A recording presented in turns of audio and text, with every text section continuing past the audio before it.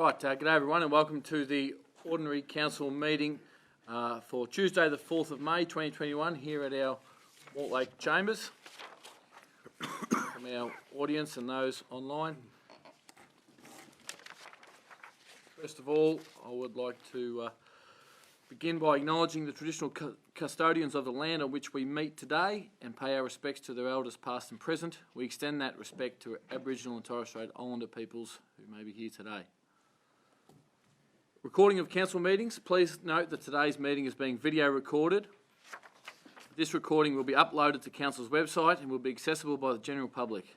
By participating in and addressing those present at the meeting, you consent to any information you disclose, including any personal information or sensitive information being recorded and uploaded to the website. You may stand for the prayer.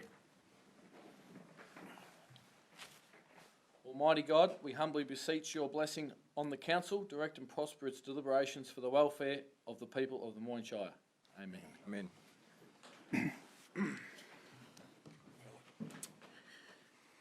Mr Millard, we have no apologies? There are no apologies, Mayor. Thank you. Councillors or officers, do we have any declarations of conflict of interest for any item on today's agenda? That's a no. Thank you. Confirmation of minutes of the Ordinary Council meeting on Tuesday the 6th of April. Do we have any questions on those firstly?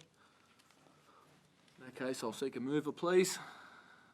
Councillor Gleeson has moved, seconded by Councillor Purcell. All those in favour? They are carried and confirmed unanimously. Moving on to public participation. We have 3 public participants today who have read the guidelines on public participation. So 5 minutes to present, and then councillors have the opportunity to ask questions after that. So first off, we have Warwick Foster to present regarding Report 8, planning permit for 14 Corbett Street, Port Fairy 2-lot subdivision. So, Mr Foster, if you'd like to come up and take a seat at the chair here, please.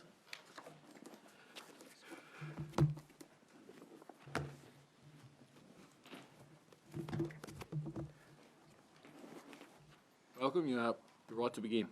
Thank you very much, and thanks for the opportunity to speak. I have a number of key points which I'd like to make in support of our application for 14 Corbett Street. Firstly, I'd like to say that I'm not a developer, and my wife and I are not blow-ins, which sometimes makes a difference. I don't know if that's relevant, but my wife's family have been holidaying here in Port Fairy from the Western Districts for at least 60 years. And since I married my wife, my family have been coming here for over 30 years. So we respect and understand the character and heritage values of the township, and we have bought into Port Fairy specifically because of those values, not as a developer. Our aim is to sympathetically renovate the current house, and you'd have seen that we've painted, we've repaired woodwork. It was a pretty rundown house when we bought it. The garden was a mess. We've cleaned all of that up. Maintain its front streetscape and add a single-storey extension to the rear with a shared driveway which would preserve this streetscape without the addition of an additional crossover, which is of particular interest to some people. We hope to create a vacant lot to the rear, so an axe-handle lot, which we believe supports Moyne's infill development policy within Port Fairy, where vacant building sites are in desperate shortage, as stated in the planning framework, to provide for a diverse range of housing opportunities that do not detrimentally impact on the residential amenity of the area. The vacant lot, which is of 402 metres squared, is enough room for a modest dwelling, even with a 3 metre wide easement. The easement can be utilised as mandatory private open space for that future dwelling.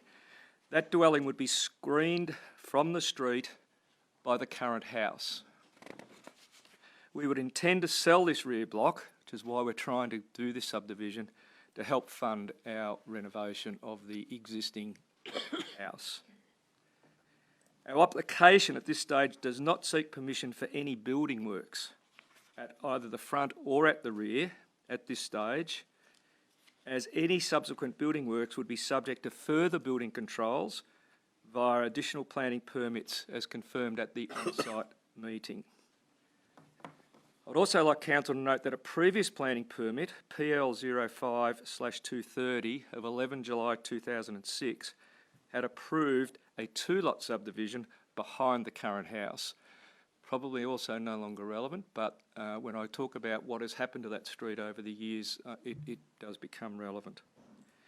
We therefore believe that the application has been unfairly judged upon speculative future built form that shall be subject to further planning controls, particularly given the size of and recent additions and alterations in the street, specifically at number 3, 9, 10, 13, 15 and 16, who have all done extensive extensions, visible from the street, and filling built form onto those current blocks. With regard to the heritage values of Corbett Street, I'd like to demonstrate that the current heritage citation, which I think was 2012, is outdated and inconsistent with the current state of the Corbett Street precinct. The residential heritage of the street has systematically changed due to significant renovations and extensions of numerous dwellings.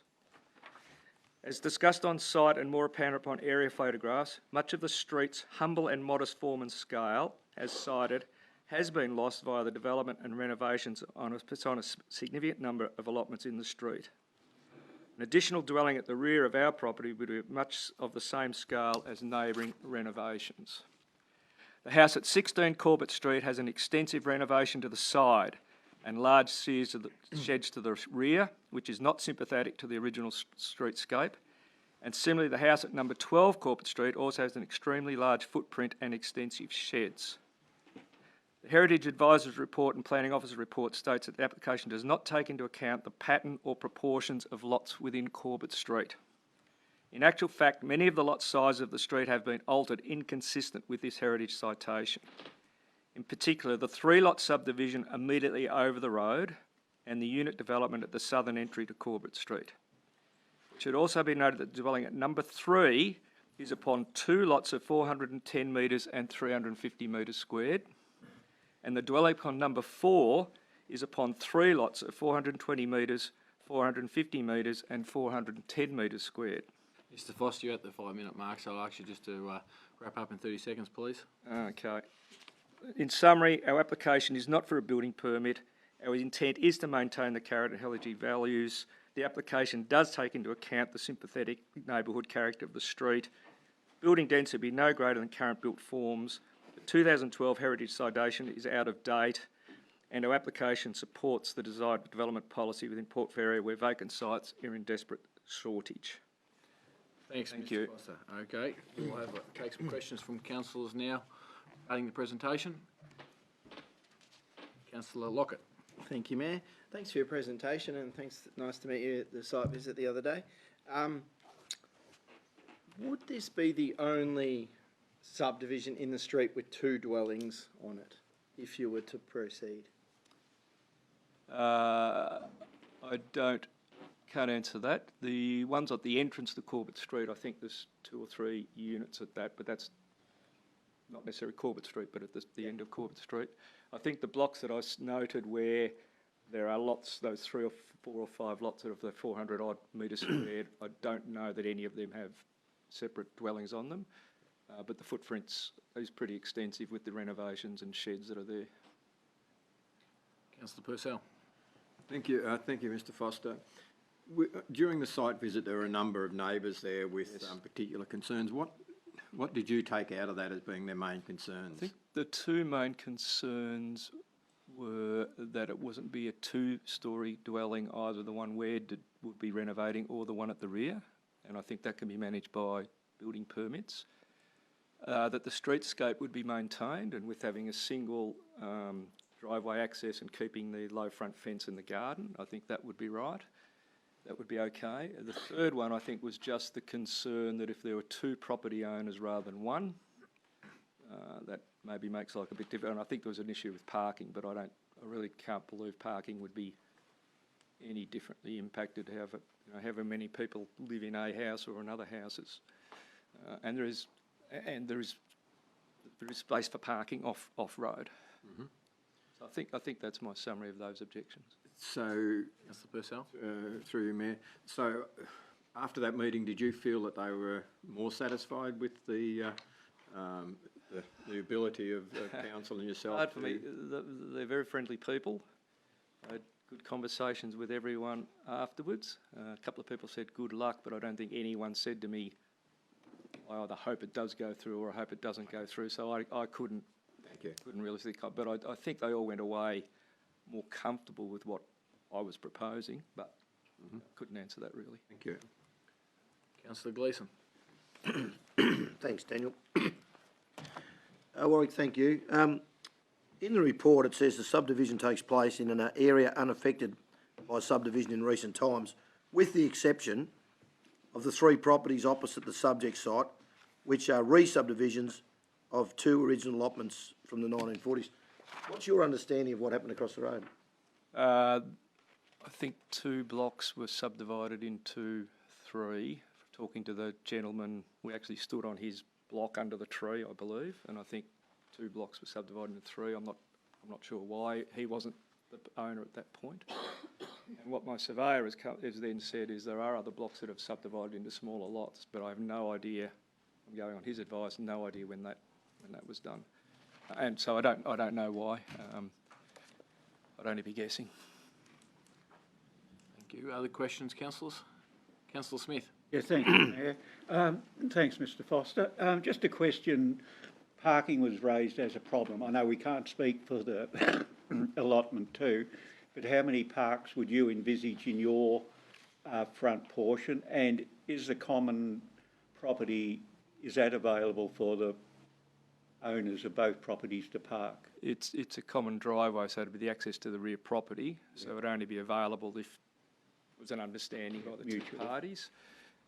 We would have room for 3 cars to park behind our house. We're not proposing to park at the front because, again, that would spoil the streetscape of the place. My wife and I, the intention, and I don't want really this on the record because things change, is to retire there. We'd have a car each, so that'd be 2 cars.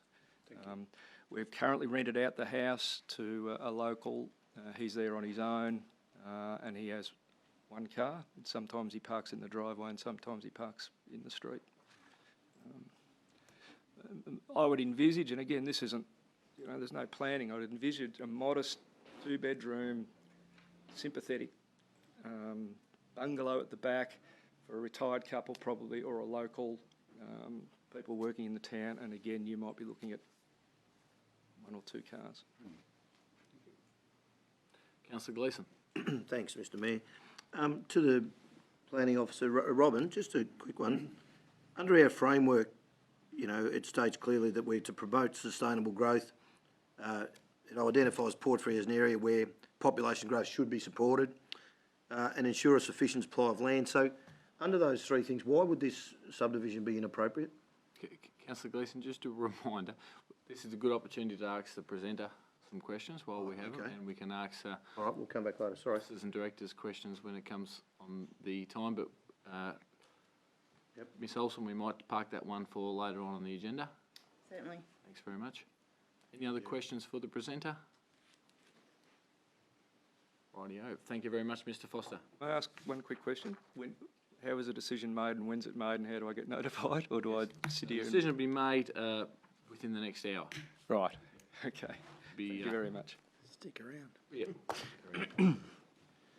Okay, next, an order of the running sheet, we have Mr Andrew Lacey, Miss Grace Downey and Mr Matthew Mugovan to speak on report number 9, which is the planning permit for Markles Road, Wangoon.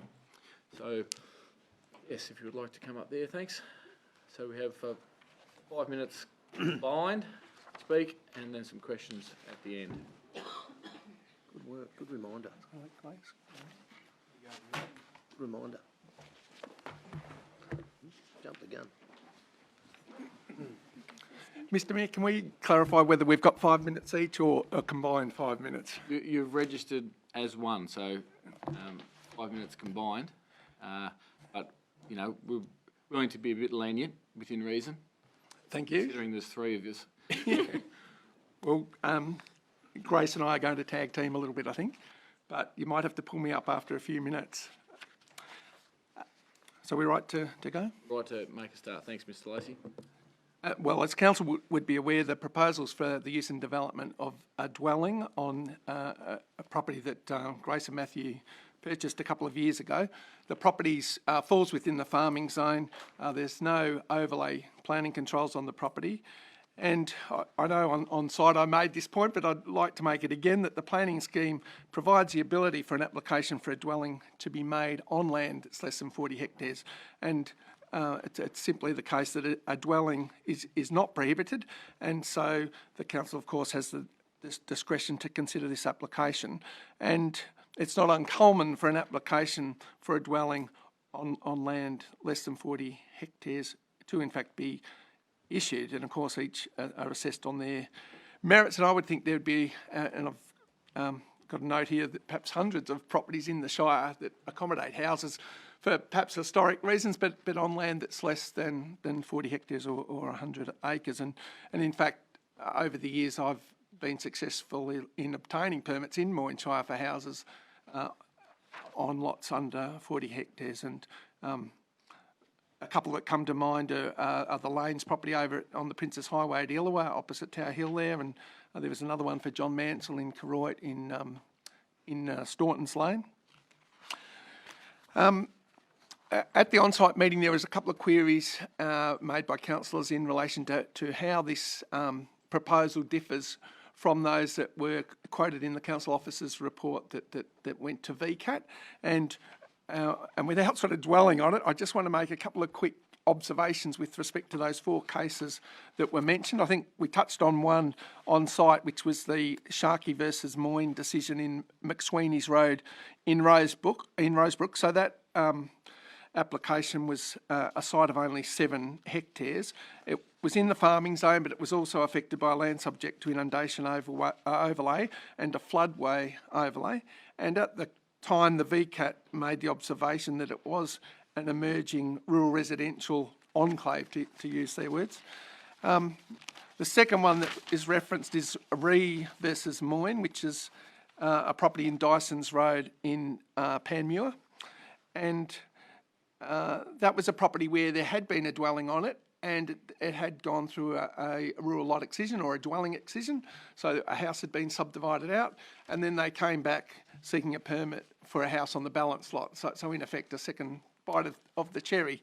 So that was an obvious point of difference. And there was some significant road construction costs involved with constructing part of Dyson's Road. The third one mentioned was Bailey versus Moyne, which is in Sims Road in Mailer's Flat, and that was a similar size property that the decision found that was in close proximity to low density residential zone land in Mailer's Flat, and it was very close to a dairy farm, but actually to the dairy. And the last one mentioned was Lenehan versus Moyne. That was 3 small titles in the farming zone. Council was going to require that the titles be consolidated, but even with the titles being consolidated, the land area was only 10 hectares. So in this case, the property's 60 acres, or I think it's just over 24 hectares. So there's one objection to the application from the Lanyons, and they're in the property in Hughes Road, and Grace and Matthew's property, the rear boundary of it abuts the side boundary of the Lanyons property. The proposed dwelling is 469 metres from the Lanyons boundary, and then Lanyons house is another 300 metres away from that boundary. So I've calculated it out at 769 metres between the houses.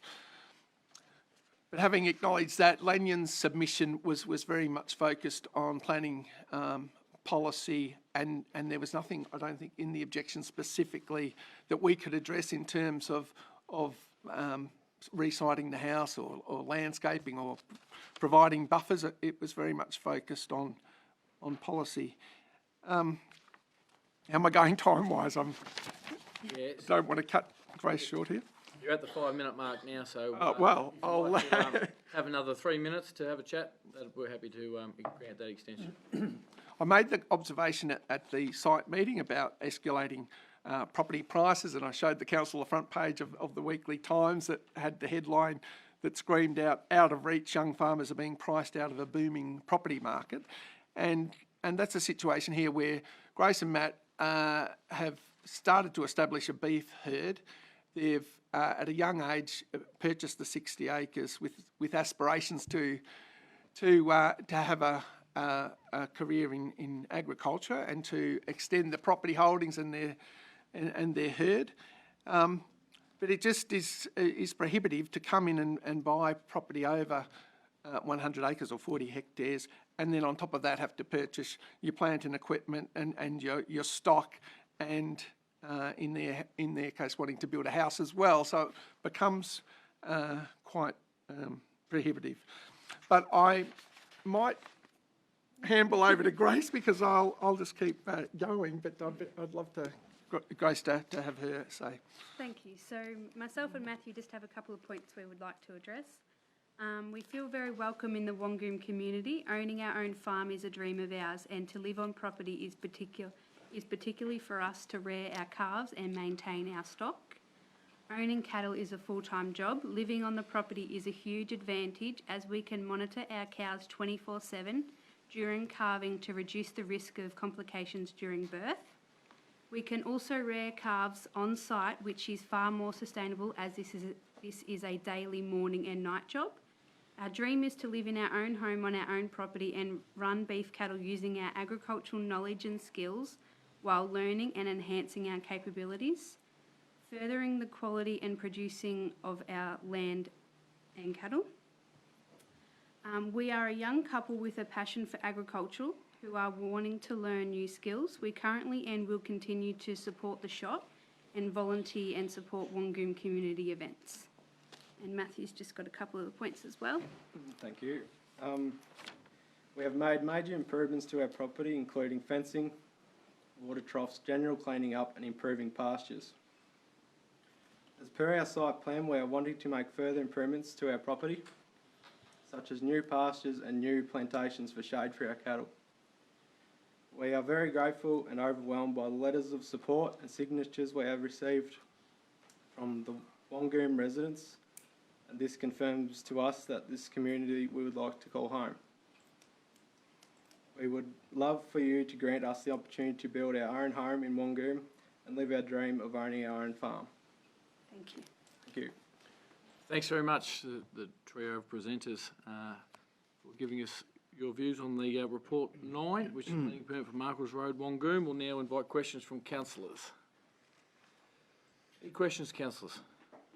Councillor Purcell. Thank you. Thank you, Mayor. Right, I've just got a couple of things. First, it's probably a statement. Irrespective of whether the Lanyons objected or not, this still would have come to council. So, so there's no real, so don't sort of blame them if it doesn't go your way, because it was intended to refuse anyway. You purchased the property a few years ago, as I understand it? Just over 2 years ago. 2 years ago. And with the full knowledge that you didn't have a planning permit? Yes. If there was a planning permit on the property, do you believe the value you would have had to pay would have been higher than you did? Possibly at the time, yes. Yep. And I guess that is sort of the reason why the limitation, it's half a statement, half a question, is the reason why the limitation on the 100 acres is so that when you, as you said, want to extend your property, if there was a planning, a housing permit on each of the properties on your neighbourhood, you would be paying more. That's the reason why it's actually stood. So my question is whether you actually understand the reason for that limitation. Yeah. You do. Thank you. That was basically mine. Thanks, Councillor Purcell. Other councillor questions? Yes, Councillor Foster. Thank you. Thank you, Mayor. Thank you for your presentation and your time today. I guess my question is the size of the land as it currently stands, is that enough for you to make a living as farmers? At the moment, it would be for us, yes. But in the near future, we hope to purchase more property and make it bigger. Okay. Yeah, the surrounding property we hope to purchase, if it comes up available. Can I add to that answer that, and I think councillors are aware, and we spoke about it on site, the farm management plan, which I think generally shows that they run 50 head of stock, is that about right? And putting the house there is not going to significantly increase that number. And I guess we probably all know that 50 head of stock's not going to be sustainable as an income. You're obviously going to need off-site work or to have aspirations to extend the farming operation. And Matt didn't mention it, but he works at, is it, I've forgotten the name of the stud of Banquet Angus. Sorry? Banquet Angus. Oh, Banquet, yes. At Banquet Angus. So would have has aspirations to expand into the properties and Thanks, Mr. things. Lacey. We have other questions from councillors. Yes, Councillor Lockett. Thank you, Mayor. Thanks for your presentation, and nice to meet you at the site visit the other day. Chopping up land under 40 acres says in the planning scheme that it's detrimental to farming. What would you say in response to that? So I guess the first thing is that when it's not been chopped up, so it's not a subdivision proposal. And my understanding is that the parcel of land was created way back in 1969 as a two-lot subdivision. So the house on the corner of Hughes, or the property on the corner of Hughes and Mark Wills Road is the other lot in that subdivision. But yes, I completely understand planning policy, which the council officers quoted and the objector has quoted, is talking about, of course, protecting productive agricultural land, certainly discouraging rural residential type development, and this allotment is not sort of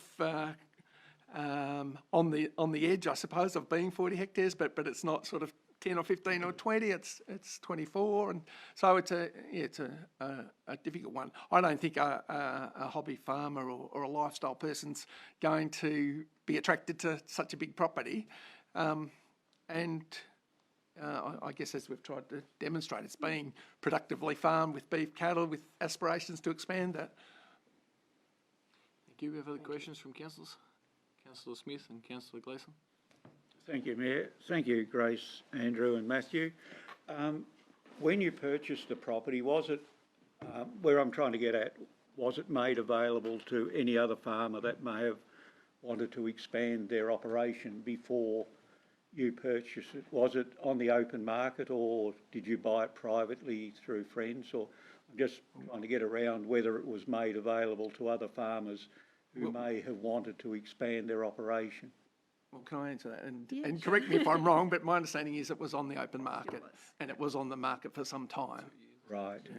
So any other farmer that may have wanted to add on would have had an opportunity? Yes, certainly. Yeah. Thank you. Thanks, Councillor Gleeson. No, Councillor Smith's asked the question, yeah. Any other councillor questions? Yep, Councillor Dukes. Yeah, thank you. A few questions. How often would you drive there during the week? Every day. Every day? Yep. Right, so I asked our Director of Planning to investigate the climate, seeing that we've signed onto this silly climate emergency, the effect on our climate emergency program, but I haven't got a response, so driving there every day wouldn't do the climate much good, would it? During Apart from the farming, cost of the cars. Yep.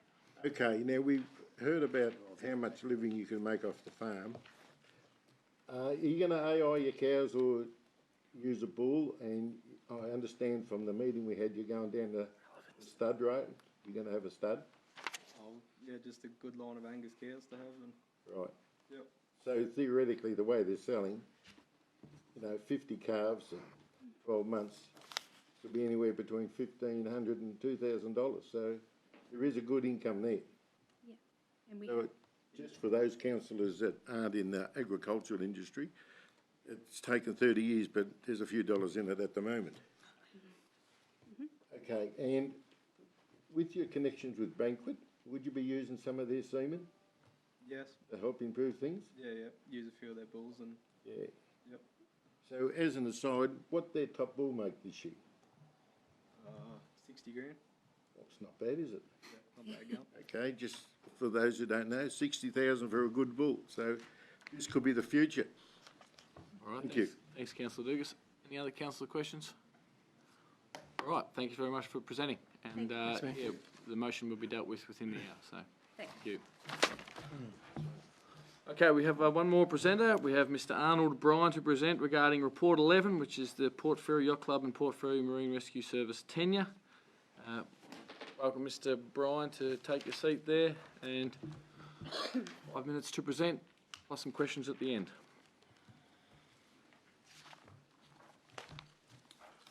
To the Honourable Mayor and Councillors, the Port Fairy Yacht Club wishes to thank councillors for motions in April and November 2020 to proceed with the process towards granting of a new lease. The club is pleased to see that the public submissions recently that officers' recommendation is for granting a new lease to the club and a sublease to Marine Rescue. The recommendation to grant a lease is supported by DWELP, and I have tabled copies of correspondence received today from DWELP, which should have been circulated. Community support for the club has been overwhelming, with a petition of 460 signatures and a further 200 signing online. It is noted that 35 of the 46 public submissions recently made to council were supportive of a new lease to the club. Usage of the club's facilities by the community is extensive throughout the whole year, and our current bookings extend through to December 2021. The club provides free access for facilities for not-for-profit organisations and free use for council and port board meetings. The club relies upon income generated from the hire of the facilities and bar sales to pay for insurance, purchase of new training equipment, servicing of the rescue boat, subsidising cost of memberships, and as well as building maintenance. All yacht clubs in Victoria operate under a Crown land lease, not a licence. Sailing requires direct access to water, and yacht clubs have water front sites. The location of the Port Fairy Club enables the club to launch boats both into the Moyne River and onto East Beach. Unlike cricket and football clubs who operate under short-term licences, yacht clubs require long tenure to secure the waterfront sites that is provided by a lease. It is not possible for a yacht club to relocate to another sports ground somewhere else to conduct sailing activities when the licence expires.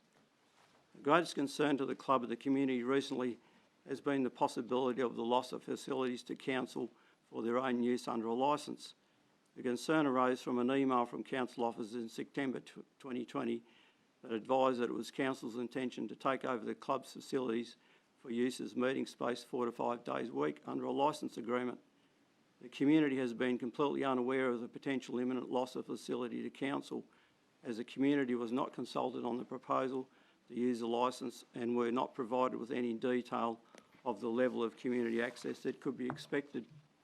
In regard to Marine Rescue, the club has always been supportive of the operation.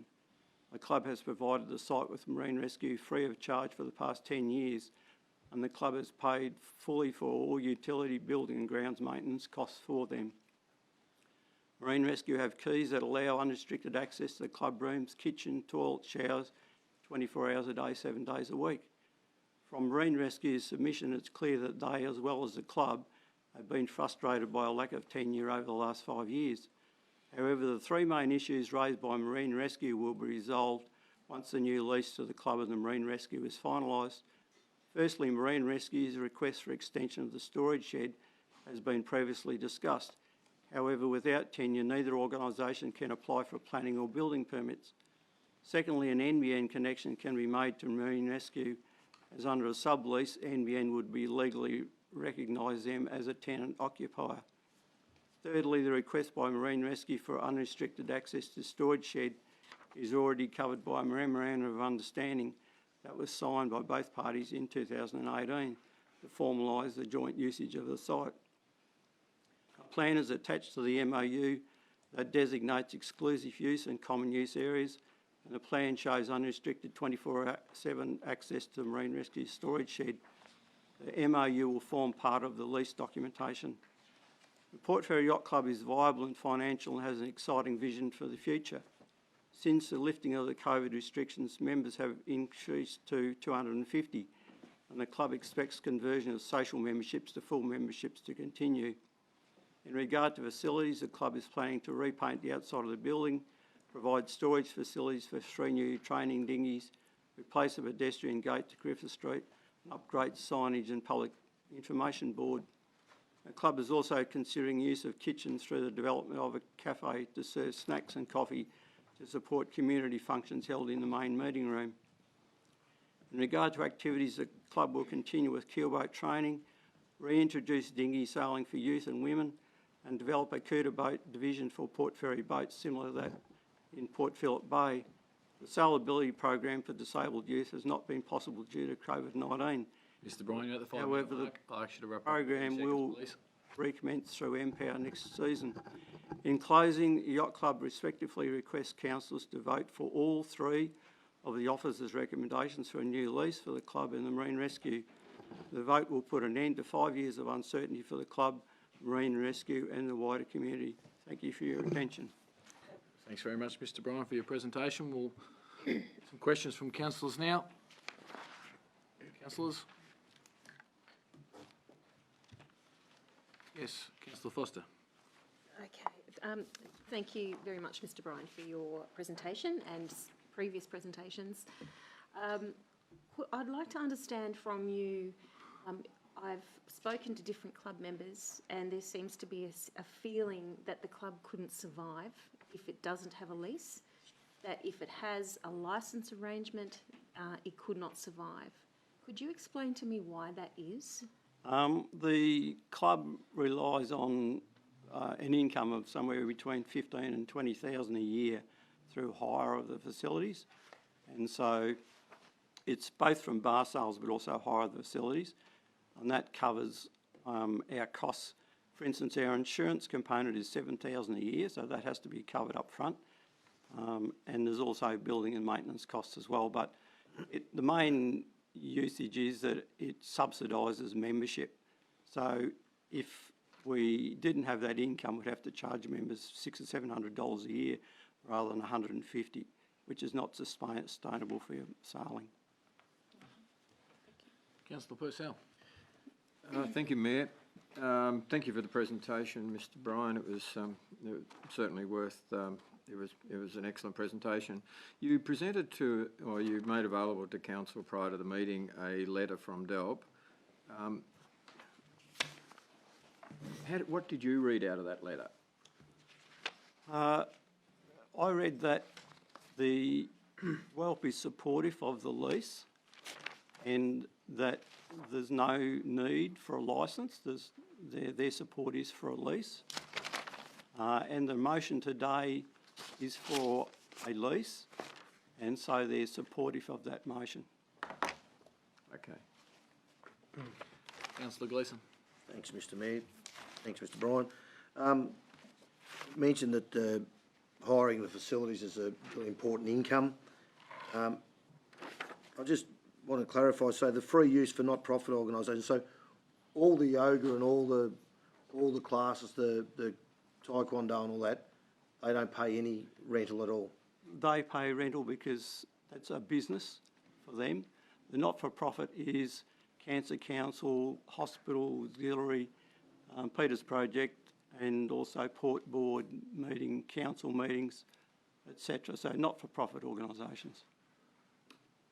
Just to follow up, look, as a part of your previous presentation, you talked about the club conducting, as a part of its community engagement, and you mentioned a lot of those things. When was the last time you actually ran the saleability for the disabled? Well, as I explained in my presentation, it hasn't been possible for the last 12 months because of the COVID-19, and the last time we ran it would have been in January or February last year, 2020. We haven't, MPOwer wouldn't allow us to run it because of the COVID. So all of the your Twilight Sailing, your Corporate Cup, your Discover Sailing programs, your She Sails for Women, so they've all been active over the summer? This summer, yes, but because of the COVID, our season finished in March last year, and it's only been since Christmas this year that we've been able to reopen it again. Okay, thanks, Councillor Gleeson. Councillor Lockett. Thank you, Mayor. Thanks for your presentation, Mr Bryan. in your presentation, you said that the marine rescue, you know, things could be sorted out if the lease occurred. And definitely had correspondence which goes totally the opposite to what you've presented. Recently, I believe, and you also said that they have 24-hour access to the yacht club and the facilities.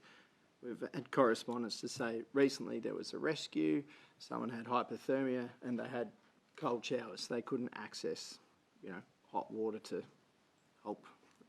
help someone kind of get warm. Wondering what your comments were regarding that. Well, we heard that too, and a matter of days after that, we actually went to the Marine Rescue and said, how come you couldn't get access to the building? And when they said, have you got a key? And on their board they had the key, so they got the key down.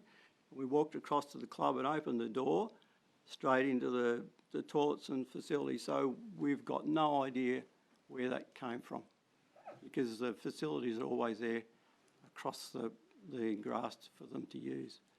That's been the case for 10 years. Follow-up question, Councillor Lockett. Follow-up, but slightly different question. Thank you. Other than, and I understand the difficulties with the loss of income, but what other major difference would you see, other than, you know, the paper that it's written on, if there was a licence agreement? Separate the costs. We've been through that. As I said in my submission, yacht clubs need to have access to water, and we've got access to both the river for launching the disabled dinghies and also to East Beach for our dinghy access. The difference would be for a licence, they're usually issued for 1 to 3 years. So after, say, 3 years, if that licence wasn't renewed and we lost use of the building and the whole site, then it's not replaceable. We can't just go to another sporting oval somewhere as a cricket or football club would, because the whole idea of sailing is that we have to be on the water. Yep. Councillor Gleeson. Thanks, Mr Mayor. Mr Bryan, just going on from Councillor Lockett's comments about the relationship with the Marine Rescue. Sure. So, as a council, we're charged with ensuring that the Marine Rescue have a bit of autonomy.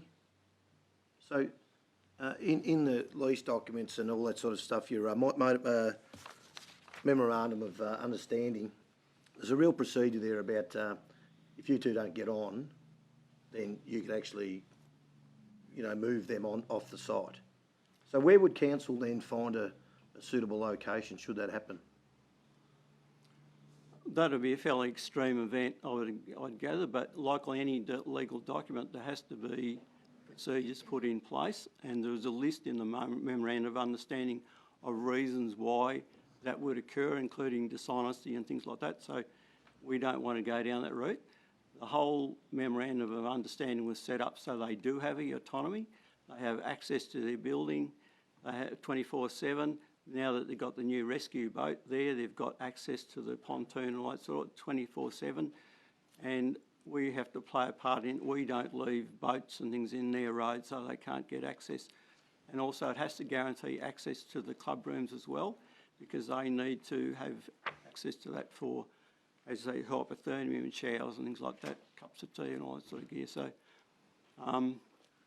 it's a legal document to protect both parties, basically.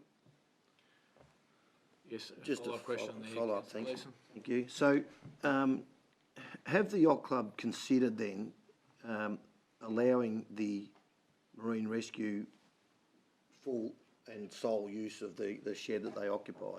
We have, and we discussed that at length back in 2018, and there was a proposal afoot to actually provide a new shed or extend the shed so that they've got double their area and then we've got somewhere to put our rescue boat. And that was going to happen, but because we haven't got a lease, we couldn't get building and planning permits for it. Thank you. Okay. Other questions from councillors? Yes, Councillor Purcell. Thank you, Mayor.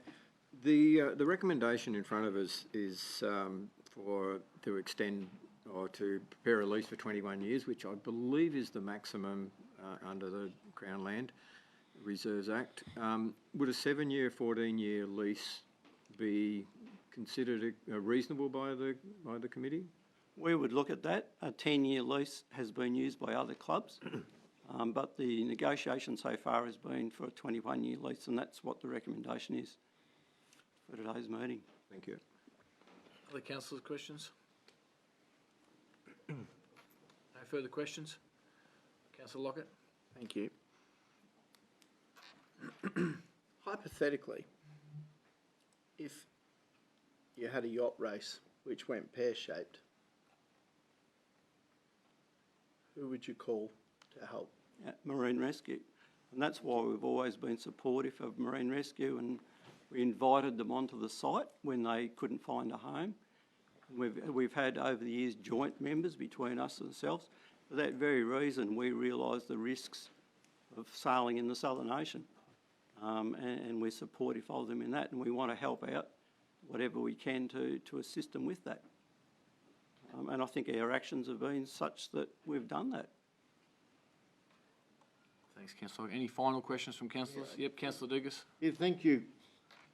I heard what you say about being friendly with Marine Rescue, but the biggest objector to the Marine Rescue wanting to extend their floating pontoon was the yacht club.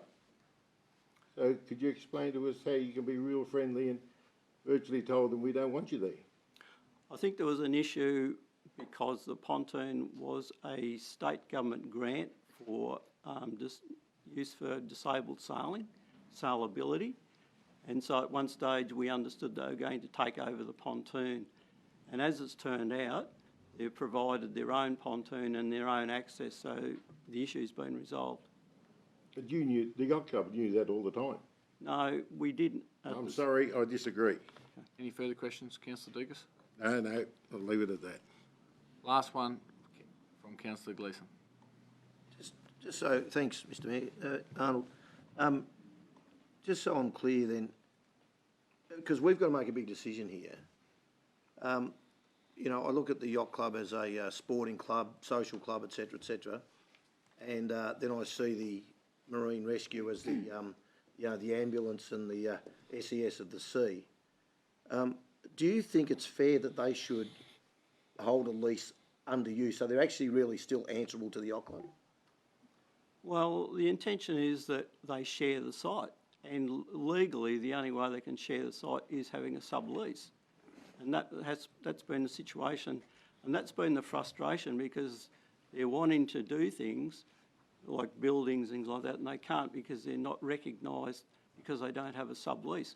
But under a lease and a sublease arrangement, then that's resolved.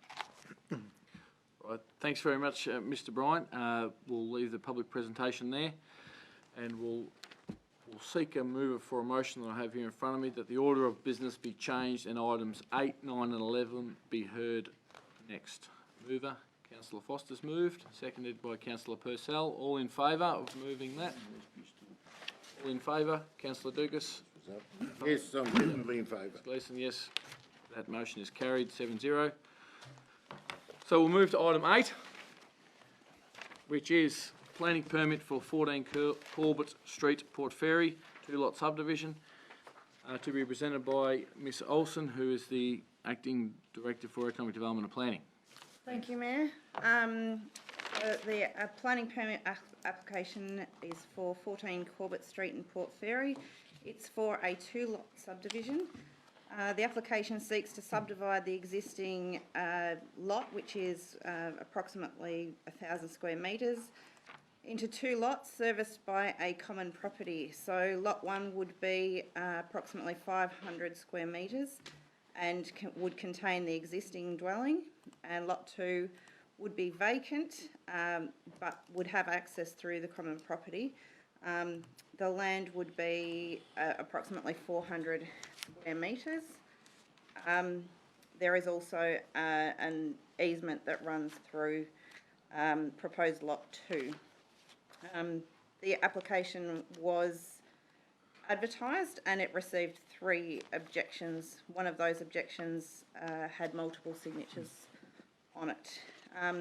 The application was considered by our planning team, and through that assessment, they referred it to our heritage advisor, and her advice came back suggesting that the proposed subdivision does not reflect the consistent and relatively intact pattern of the subdivision in Corbett Street, which is specifically referenced in our heritage citations.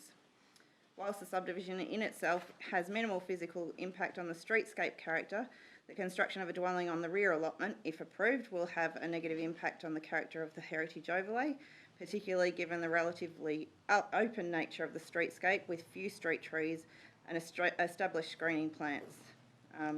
In addition, the description of the subdivision pattern itself as being important is worth noting. So even if the subdivision was approved and then nothing happened except that the same boundary fencing, that pattern has already been altered, even if no building works occur. So the subdivision was not supported by our heritage advisor, and based on that advice, the recommendation from our planning officer was for a refusal. Thanks, Ms Olsen. So councillors, as mentioned, we've been on site, we've discussed in briefing. Any further questions for Ms Olsen? Yes, Councillor Gleeson. Thanks, Mr Mayor. Well, I got a bit excited earlier, Ms Olsen, so I'll just go back to where I was a while ago. Under the planning framework, it says that we want to promote sustainable growth, identify Port Fairy as an area where growth should be supported, and ensure a sufficient land supply is available. So how does that not apply in this situation? Through you, Mayor, that is certainly part of our planning scheme, and we do support infill development within Port Fairy. It is simply that it doesn't meet the requirements of the heritage overlay that we've recommended refusal in this case. Yeah, and a follow-up there, Councillor Gleeson. Thanks, Mr Mayor. Just a follow-up then. How does the heritage advisor select an area that's significant and say, you know, in this case, where in other cases that's not significant? So well, Port Fairy's got a lot of significant areas. So how do they identify this as significant? So through you, Mayor, I'm certainly not a heritage advisor. However, they have undertaken studies within the area, so they take in a significant amount of information and place it into a heritage study, which is then goes through a rigorous process at a planning panel where it's then put into the planning scheme. Thanks, Ms Olsen. Councillor Lockett, do you have a question? Thank you, Mayor. It's, thank you, Ms Olsen. It's on a similar question that the infill that we have in Port Fairy, which occurs with the planning scheme, supports Sackville Street, which you would consider the most historic town if you were to, you know, it's the main street. Griffith Street, Gibbs Street, Campbell Street with the Whalers Cottages, all have had that infill. So I'm really wrestling with this one. I'm like, but so yeah. So Sorry, you probably. Yeah, no, that's okay. Through you, Mayor. I believe that the reason for this particular one is that the citation of this particular street includes the subdivision pattern. So it's about the actual subdivision pattern, not which has been disrupted in those other areas that you mentioned, and it's not specifically identified in the citation. You, Councillor Purcell. Thank you, Mayor. Ms Olsen, you may prefer not to answer this, and I understand if you don't want to, but would the recommendation be different if the heritage advisor's advice was different, and if they recommended that or didn't have an issue with it? I said you don't need to answer if you prefer not to. Through you, Mayor, we are quite reliant on the heritage advisor's statement in this piece of work. Thank you. Any further questions? Yes, Councillor Gleeson. Thanks, Mr. Just again, the two main objections were the concern that there was a two-storey development would be on the subdivision, and the parking. So I would have thought the parking would be alleviated, but what control do we have over ensuring, or what control could the applicant have over ensuring that there's no two-storey development on that rear block? Through you, Mayor, the proposal for any further development on a rear lot, if it was approved, would have to go through a planning permit process. So we would consider it at that time. So there's a safeguard there. If the development is to occur, yeah. Thank you. Last question from councillor Lockett. Thank you, Mayor. Regarding the parking aspect, wouldn't a two-lot subdivision and allowing a driveway kind of provide more parking by having access to both properties if it was approved?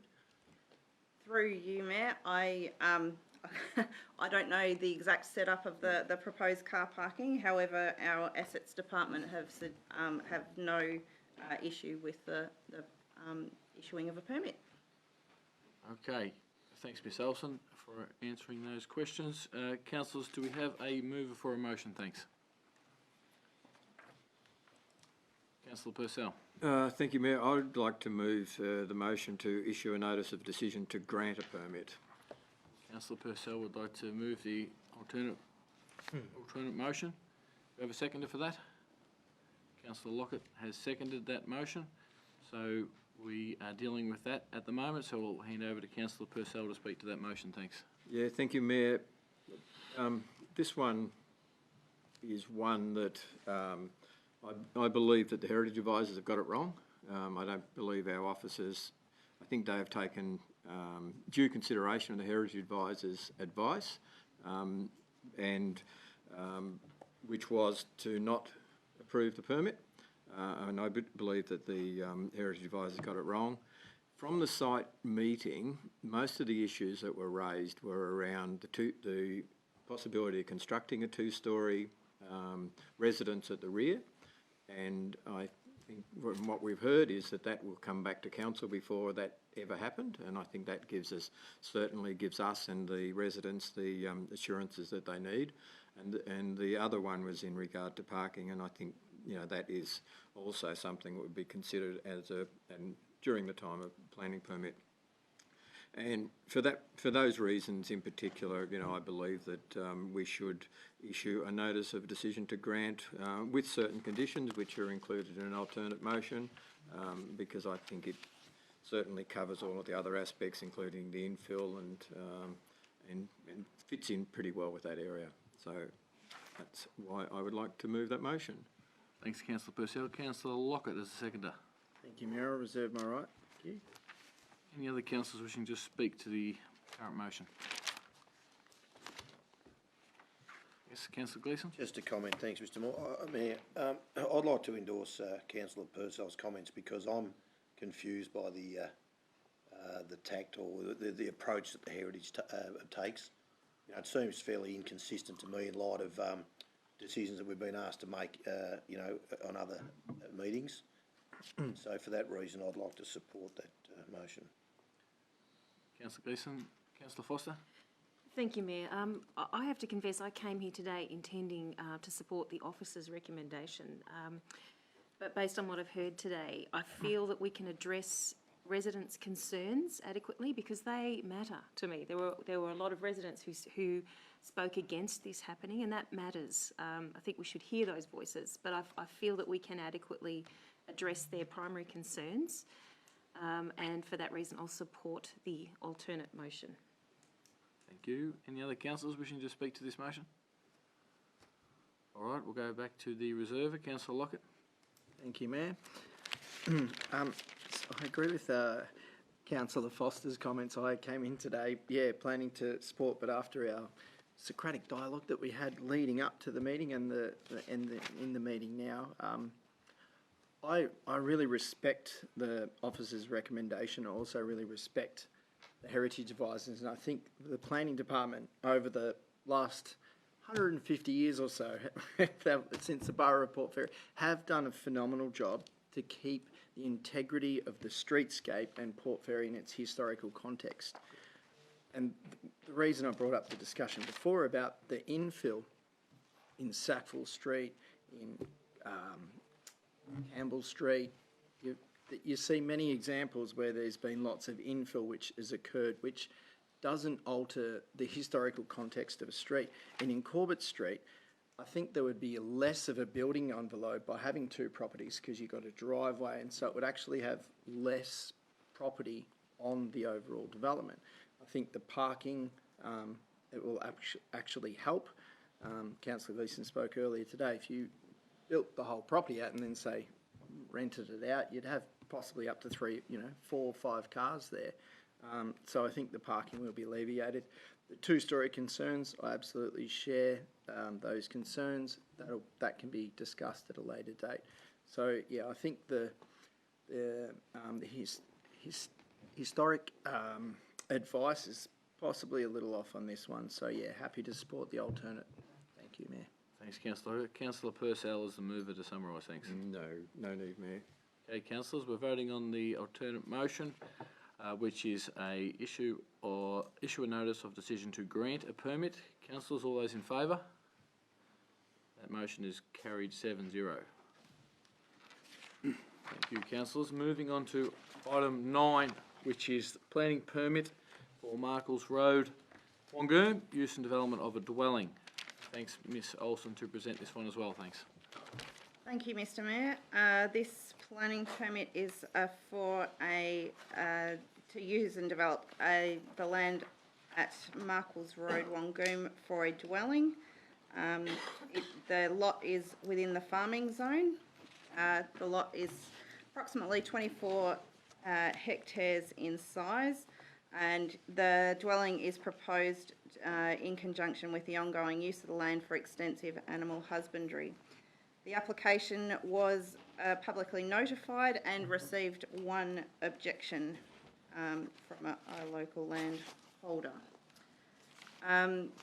The application is supported by a farm management plan. However, it provides no evidence that the use of the dwelling will increase or support the farming activities on the property, and that the land is already used for running cattle.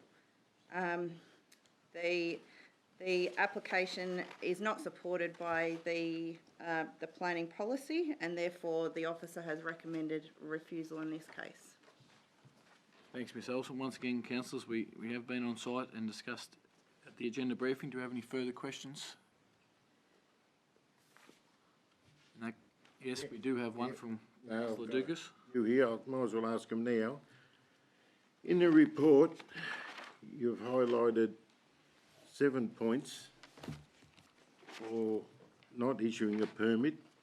I'll go to point 3, and you talk about how it fails to prevent land use conflicts between agricultural uses and sensitive uses. Considering the land's to be used as a farm, breeding of cattle, next door I think is a dairy farm, everyone around has got cattle or sheep or both.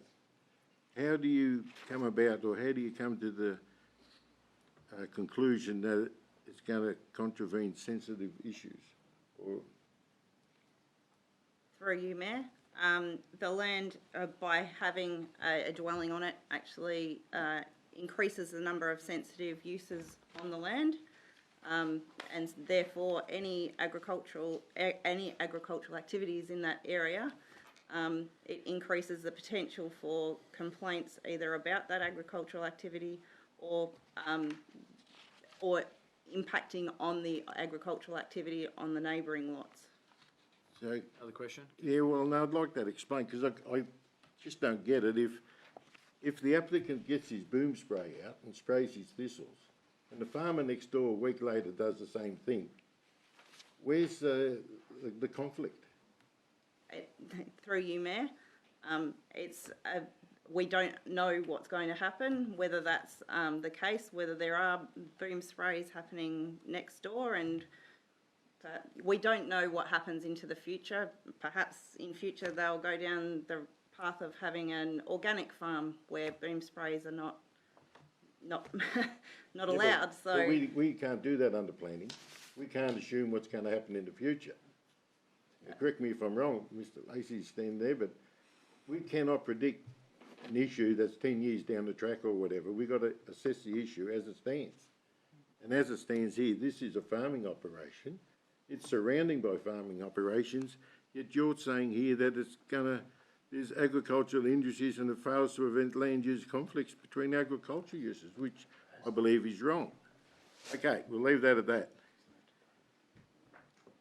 The next one is, You have another question? yeah, that in relation to the dwelling on the land, it would likely contribute to inflation of prices for agricultural land.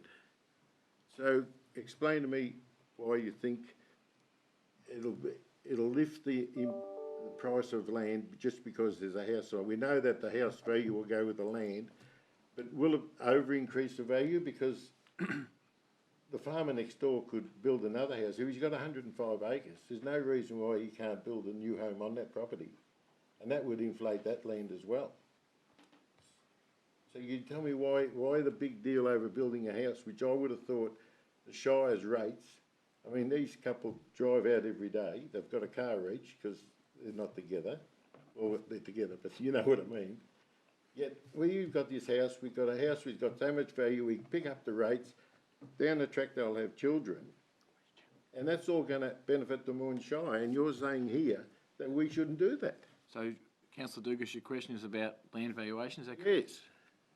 Ms. Through Olsen? you, Mayor, the land value will increase by having a house, as Councillor Purcell indicated previously, by having even a planning permit for a house. It increases the price of the land, which then makes it more expensive or sometimes too expensive for a farmer to extend their property or to purchase for farming purposes. It's also within proximity to Warrnambool and other small hamlets in the area, so Bushfield and Cudgee are not far away.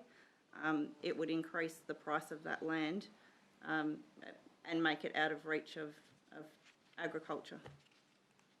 Thanks, Ms. Olsen. Any further questions from councillors? Okay, we'll seek a mover for a motion, thanks. Hands give Yeah, Councillor Dugas. I'd like to move the alternate motion to grant a permit. Okay, do we have a seconder for the alternate motion?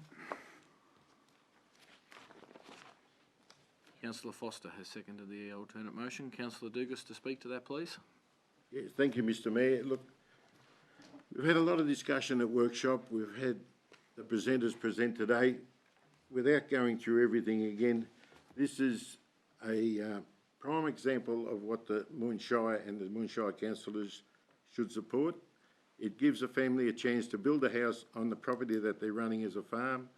It's not just an ordinary farm, as some people might take 50 or 60 acres, run a few cattle and sheep, and could call it a hobby farm. There's intentions, and we've seen out there that the cattle are already there, that this is going to be a high-class beef operation with stud cattle, etc. Not only breeding with, say, bulls, but it could be an AI operation, similar to one that's up the road that had a permit issued a few years ago on less than 100 acres. The fact that they have to drive out there, I mean, it's just beggars belief that we're going to make people drive every day to their property when all we can do is just give them a permit to build a house. We get the added revenue, etc. They live on their property, they raise a family, it's good for everyone. And for, councillors to say, no, they're not entitled to do that when we've got people begging to come out to the country. As you said earlier, Mr. Mayor, you met with ministers concerning houses and the lack of houses in the community.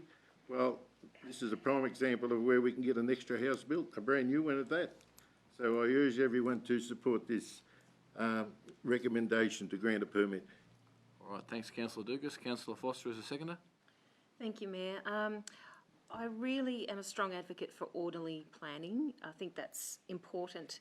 But what I see here is there's no attempt to effectively fragment agriculture. I don't see that here. I see the opposite. I see two young aspiring ambassadors for agriculture who want to get a leg into the industry.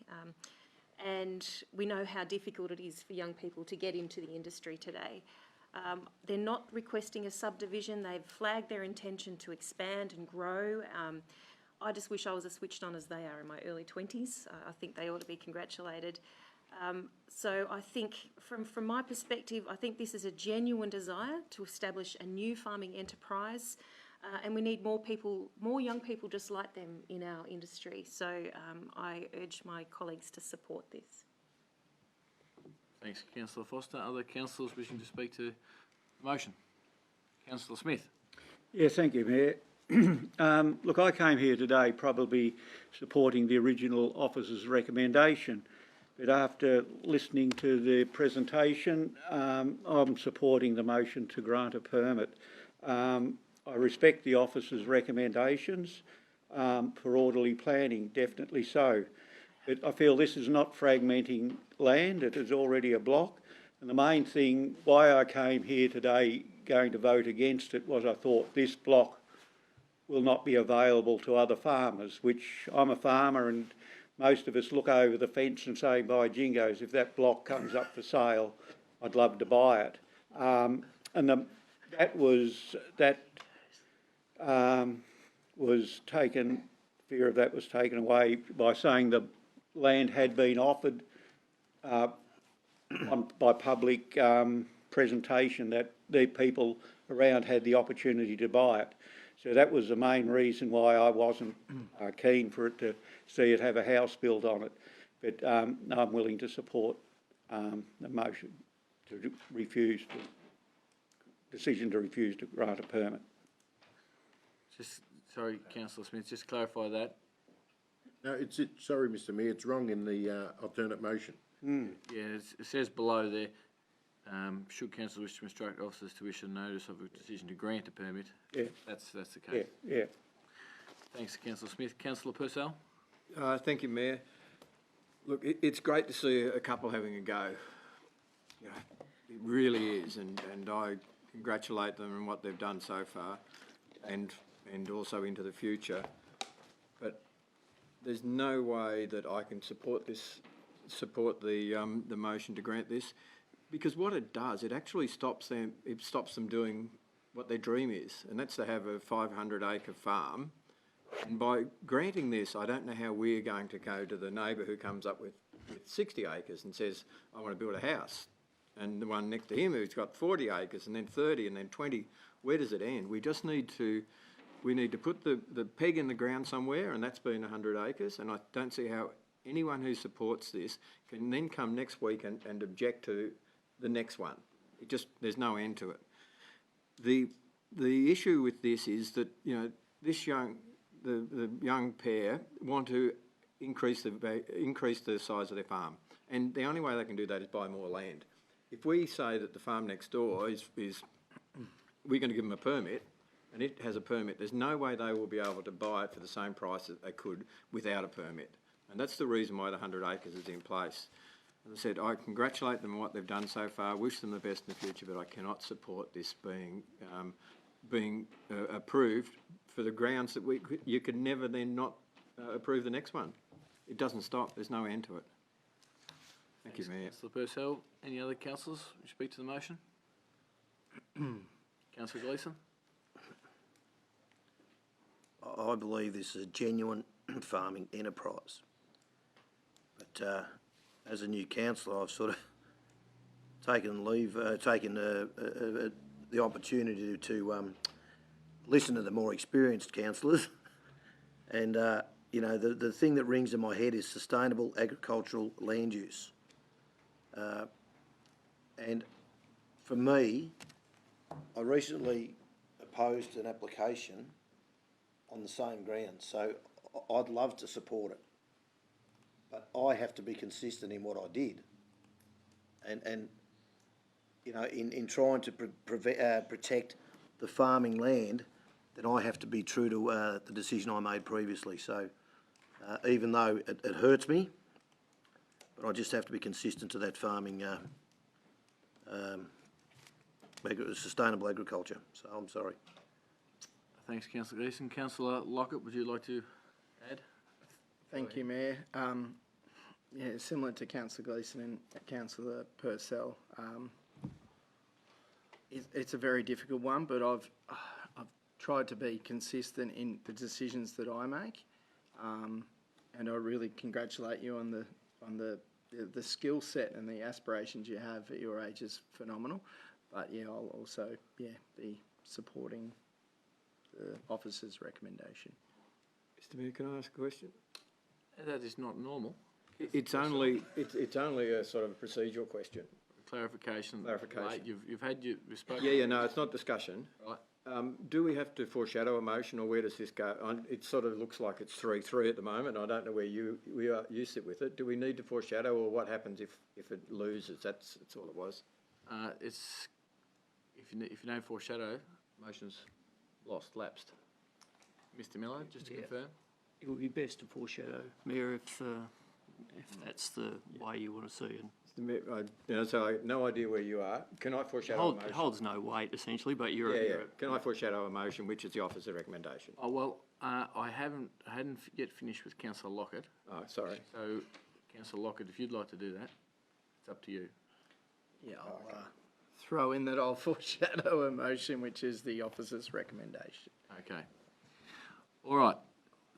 The officer's recommendation is foreshadowed, and that will be dealt with if this one fails. I will speak to the motion in support of the alternate motion, which is issue a notice of decision to grant a permit.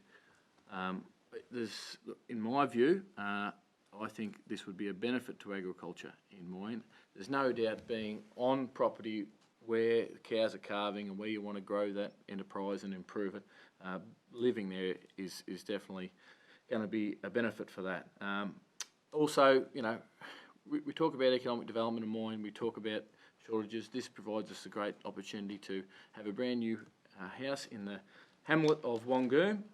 They've mentioned in the presentation that they're keen to get involved in the community. I mean, all communities like Wangoom and similar sizes would love to have young families settling in the area like these two are proposing to do. So it'd be great for the shop, the hall, etc. And I congratulate them on the work they've done so far to get this point, and wish them well into the future.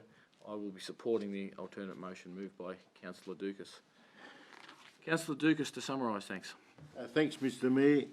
Look, we've heard all the arguments, and those that spoke against it, I know that their heart's in the right place. I've heard from Councillor Dick Gleeson.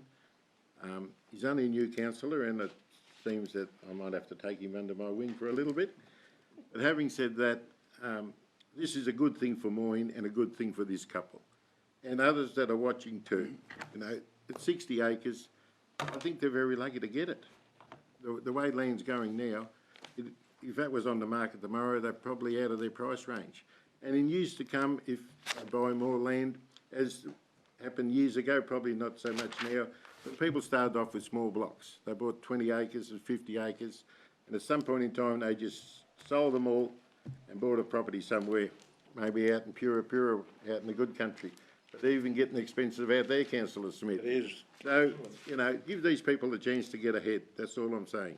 All right, thanks, Councillor Dukas. Councillors, time to vote now on the alternate motion, which we have before us, which is a notice of decision to grant a permit. All those in favour? Councillor Smith, Foster, Mead and Dukas in favour. Those against? Councillor Purcell, Lockett and Gleeson. The motion is carried 4-3. Thank you, councillors. Councillors, we'll now move on to item 11, which was moved forward as part of the earlier motion. So item 11 is the Port Fairy Yacht Club and Port Fairy Marine Rescue Services tenure, which is to be presented by the Director for Infrastructure and Environment, Mr Trevor Greenberger. Yeah, thanks, Mayor. Yeah, this report's dealing with the lease for the Yacht Club and sublease for the Marine Rescue Service. Council's talked about this a number of occasions. The process to establish a new lease is quite complicated and has a number of requirements as set out in the Act, and one of those requirements is to go through a public submission process, which Council has done over the last few months. So this report outlines the outcome of that submission process. You can see in the report that there was 46 public submissions received during that process. 35 were in support of the intention to proceed with the issuing of the lease. That's about 75%. And there was also a petition that's been received by Council with 467 signatures, also in support of the Yacht Club and Marine Rescue Service being awarded the sublease. I should say that there was some opposition to the issuing as a lease, and in particular the Port Board voted to support a licence versus a lease arrangement, and also the Marine Rescue Service, as Mr Bryan pointed out earlier. But on the basis of weight of numbers, the officer's recommendation tonight is to proceed through that process as outlined in the recommendation. Happy to take questions, Mayor. Thanks, Mr Greenberger. Once again, councillors, we have discussed this many times at a workshop. However, is there any further questions? Councillor Lockett. Thank you, Mayor. Thank you, Mr Greenberger. Would having a licence agreement change the existing arrangements for yoga, taekwondo or Pilates, or would their fees increase? In relation to would it change their ability to use the facility, no, it wouldn't. In fact, they probably have their own form of agreement, whether that was a licence or just a casual user agreement. In relation to fees, that's something that we'd actually have to review with them. There's no policy direction to say that their fees would have to increase, but without knowing what they're paying at the moment, that's too hard to say. Thank you. Councillor Purcell. Thank you, Mayor. Mr Greenberger, other sporting organisations in the Shire, are they under licence or lease agreements? Generally, in Moyne Shire, what you find is multi-use facilities like Southcombe Park in Port Fairy, as an example. The user groups of those facilities have a licence agreement. So it's usually for a set tenure or a number of weeks or times per week. In relation to facilities that have a single use, so a bowls club or a golf club, they often actually have leases as opposed to a licence. Thank you. Councillor Foster. Thank you, Mayor. Mr Greenberger, if under a licence agreement, would Port Fairy Yacht Club be able to retain its liquor licence and therefore benefit from bar sales, for example? Yes, so my understanding is under a licence agreement, a group can still be issued a liquor licence, and I suppose the most obvious example of that is the Port Fairy Cricket Club, who have a licence under Southcombe Park, but also have a liquor licence and sell alcohol during the season. Thank you. Councillor Smith. Thank you, Mayor. Councillor Foster asked my question. Thank you. Councillor Gleeson. Thanks, Mr Mayor. Mr Greenberger, firstly, I'd like to congratulate you for single-handedly reinvigorating the Yacht Club. You've done an outstanding job. And I'd also like to congratulate the Yacht Club for building the momentum. My concern earlier, I'm concerned about the future of the Marine Rescue under a sublease. Is there any way that we could have a lease agreement and a licensed agreement to give them autonomy? Is there any opportunity for that? Yeah, through you, Mayor. So the advice we've received from DELP is the most appropriate way to deal with two user groups on the one parcel of land, in the knowledge that you can't issue two leases for one parcel of land, is to go with the situation as described in this report, where you have a principal lessee and a sub-lessee. The advice from DELP was that's the most appropriate way to go about that. Yes, follow-up question. Just to be clear then, so in order for the Marine Rescue to have autonomy, two licensed agreements would be an appropriate way to deal with that? Short answer is yes, because a licence agreement will give them similar tenure to what the Yacht Club would have. As you stated earlier, that the sublease agreement does have some risk for the rescue service, and they are a bit beholden to the arrangements with the principal lessee being the Yacht Club. Thank you. Councillor Dukas. I'm good, thank you, Mr Mayor. Mr Greenberger, if it goes to a licence, will anyone be kicked out? No. Follow up to that. What would be the major differences of a lease or a licence? The key difference, I suppose, if you look at the Yacht Club, and I think Mr Bryan actually alluded to this earlier in his presentation, is under a lease arrangement, the Yacht Club are the principal, and they actually have management rights, if you like, over the facility. So they have the ability to hire out the facility, receive income. At the same time, they're responsible for the outgoings, being maintenance, utilities, etc. Under a licence agreement, council would be the management body and be responsible for the collection of the income, but also the the expenditure. The licensees would pay a licence fee, which is, I'm not sure of the exact figure, but it's under $500 a year, as opposed to the lease fee, which is under a calculation from DELP. Through you, Mayor. The other difference is the time frame of a licence being 3 to 5 years and a lease being up to 21. Thanks. Yep, thanks, Mr. Miller. Just one more from me, two actually. To the best of your, it was mentioned earlier that there was concerns that the short tenure meant less security. To the best of your knowledge, Mr. Granberger, has Moyne Shire ever ceased or not renewed a licence agreement with a sporting club? Off the top of my head, no, but I would also say that while a licence agreement might be for a 3-year term or a 5-year term, what we often do is have an arrangement where you have a 3x3x3, so there's a opportunity to review after a 3-year term, and then it just gets renewed for a further 3 years, and on it goes. And yeah, off the top of my head, that's the way that the majority of the licence agreements work in Moyne Shire. One more from me, thanks. And there was also mentioned earlier that concern would be that the potential, if they have a licence, that they would lose access to the water. If it goes down the path of a licence, would there be a loss of access to the water to the yacht club? No, so under a licence agreement, the yacht club would still enjoy use of the facility, just not exclusive use of the facility. So they would be set a season or a time per week, or it could be 12 months of the year for certain times a week, but under a licence agreement. But what that means is that the facility is then available for other people to use outside those times. And they wouldn't lose access to water, the waterfront. Oh, they continue to operate as they are now, just under different arrangements. Thank you. Is there any further questions from councillors? Yeah, Councillor Lucas? thank you. Mr. Greenberger, do you know, has the Marine Rescue continued to pay their $500 right up to today? Or this year? I'd have to take that on notice. Sorry, Councillor Dukas. I know that the Marine Rescue Service, not the yacht club, haven't paid because they didn't have a lease, but I'm not sure about the Marine Rescue Service and what they've been doing. Thank you. No further questions, councillors? Councillor Smith? Yeah, thank you, Mayor. Mr. Greenberger, the NBN connection has been a constantly raised with the Marine Rescue Service. Do you think this will accommodate the NBN being able to be connected to the Marine Rescue Service, which I consider as critical for a rescue service to have connection? Yeah, the NBN connection's been a frustration, but I think that the NBN connection could be facilitated either under the arrangement as recommended tonight or under a licence agreement. It could be done under a lease or a licence. Correct.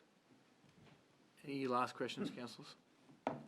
All right, then we'll seek a mover for a motion. Thanks. Councillor Dugas. Yeah, Mr. Mayor, I'll move the alternate motion to grant a licence. Okay, do we have a seconder for that motion? Councillor Gleeson is the seconder. Councillor Dukas to speak to that motion. Yeah, thank you, Mr. Mayor. Look, it's probably been done to death. We've heard from a speaker today, Mr. Bryan. We've heard from him and others from the Yacht Club. We've had correspondence, visited the Marine Rescue. Started way back halfway through last year, I think, or thereabouts. I'm sure that the councillors are up to speed with what's going on. It's now just a matter of decision on which way to go. I move that we go with the licence agreement because I think that better protects the Marine Rescue and gives better control to the Moyne Shire. I mean, when we look at the Yacht Club, it's in dire straits of some really major upgrades, and under a licence agreement, that would be our responsibility. I haven't heard of the Yacht Club coming forward and saying they're willing to spend. I suppose Mr. Greenberg could tell us how much, any idea how much needs to be spent to bring it up to a proper standard? 100,000? Through you, Mayor, at least that, but it probably just depends on the level of service that council decides. So, in everyone's interest, through the licence agreement, what work needs to be done to bring it up to standard, and the Shire being the Shire, I'm sure, and the Yacht Club being what it is, it'll be brought up to a very high standard.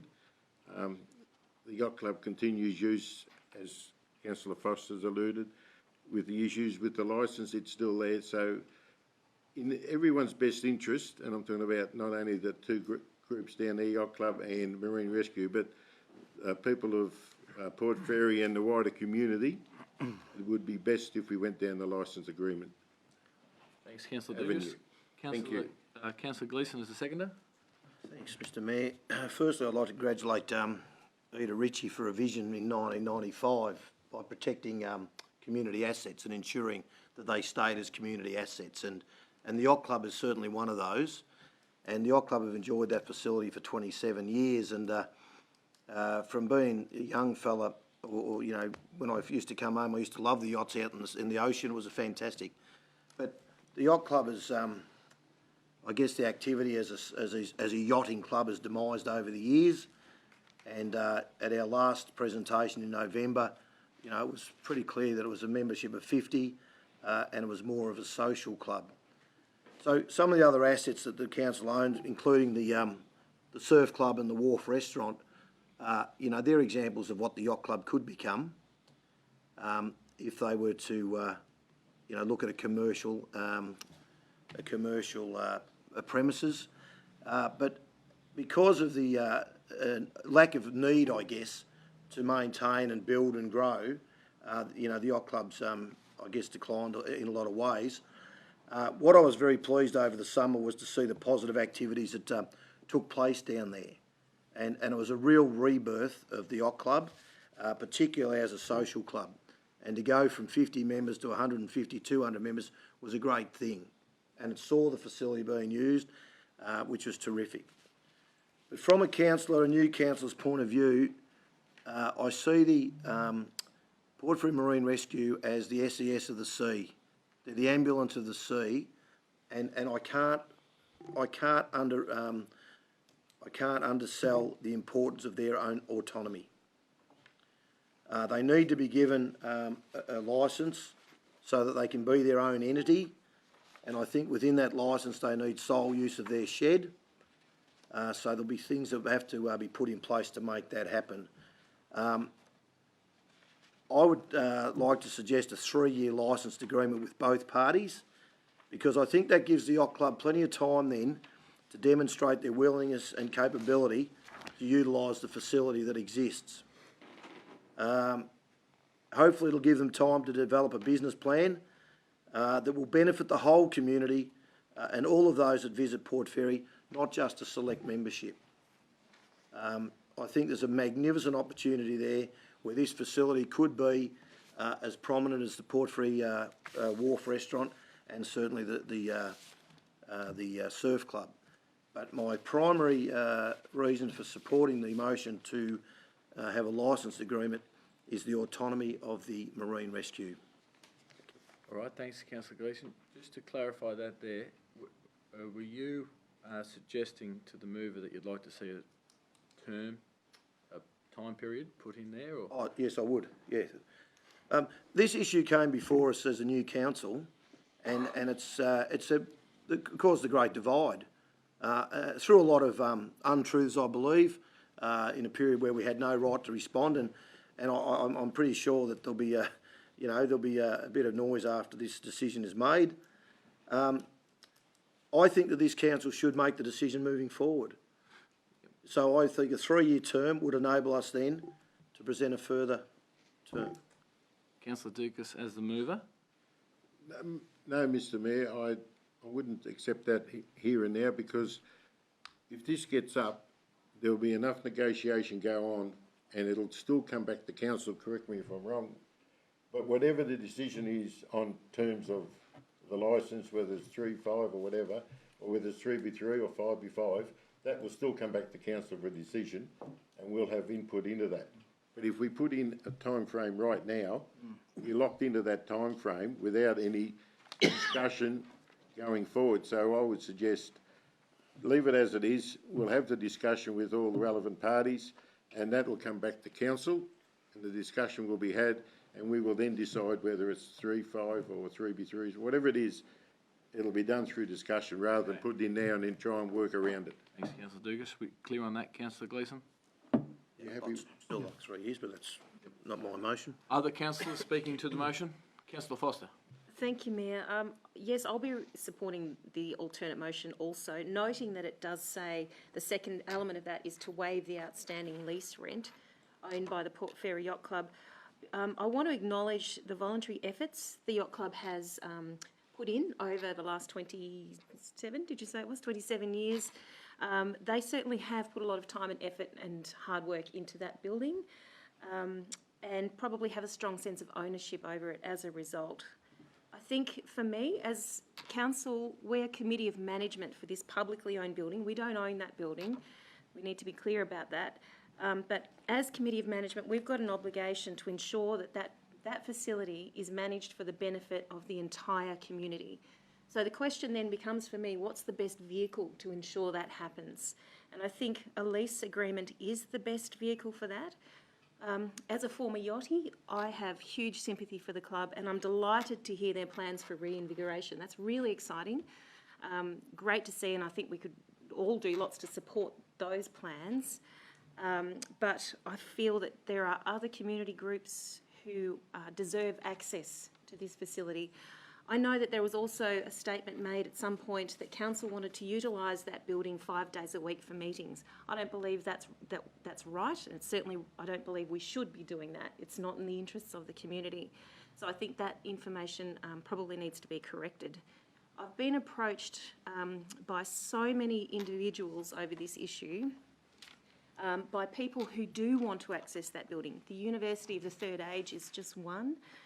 There are lots of different organisations that would love to be able to access it, but at the moment they don't feel that they can.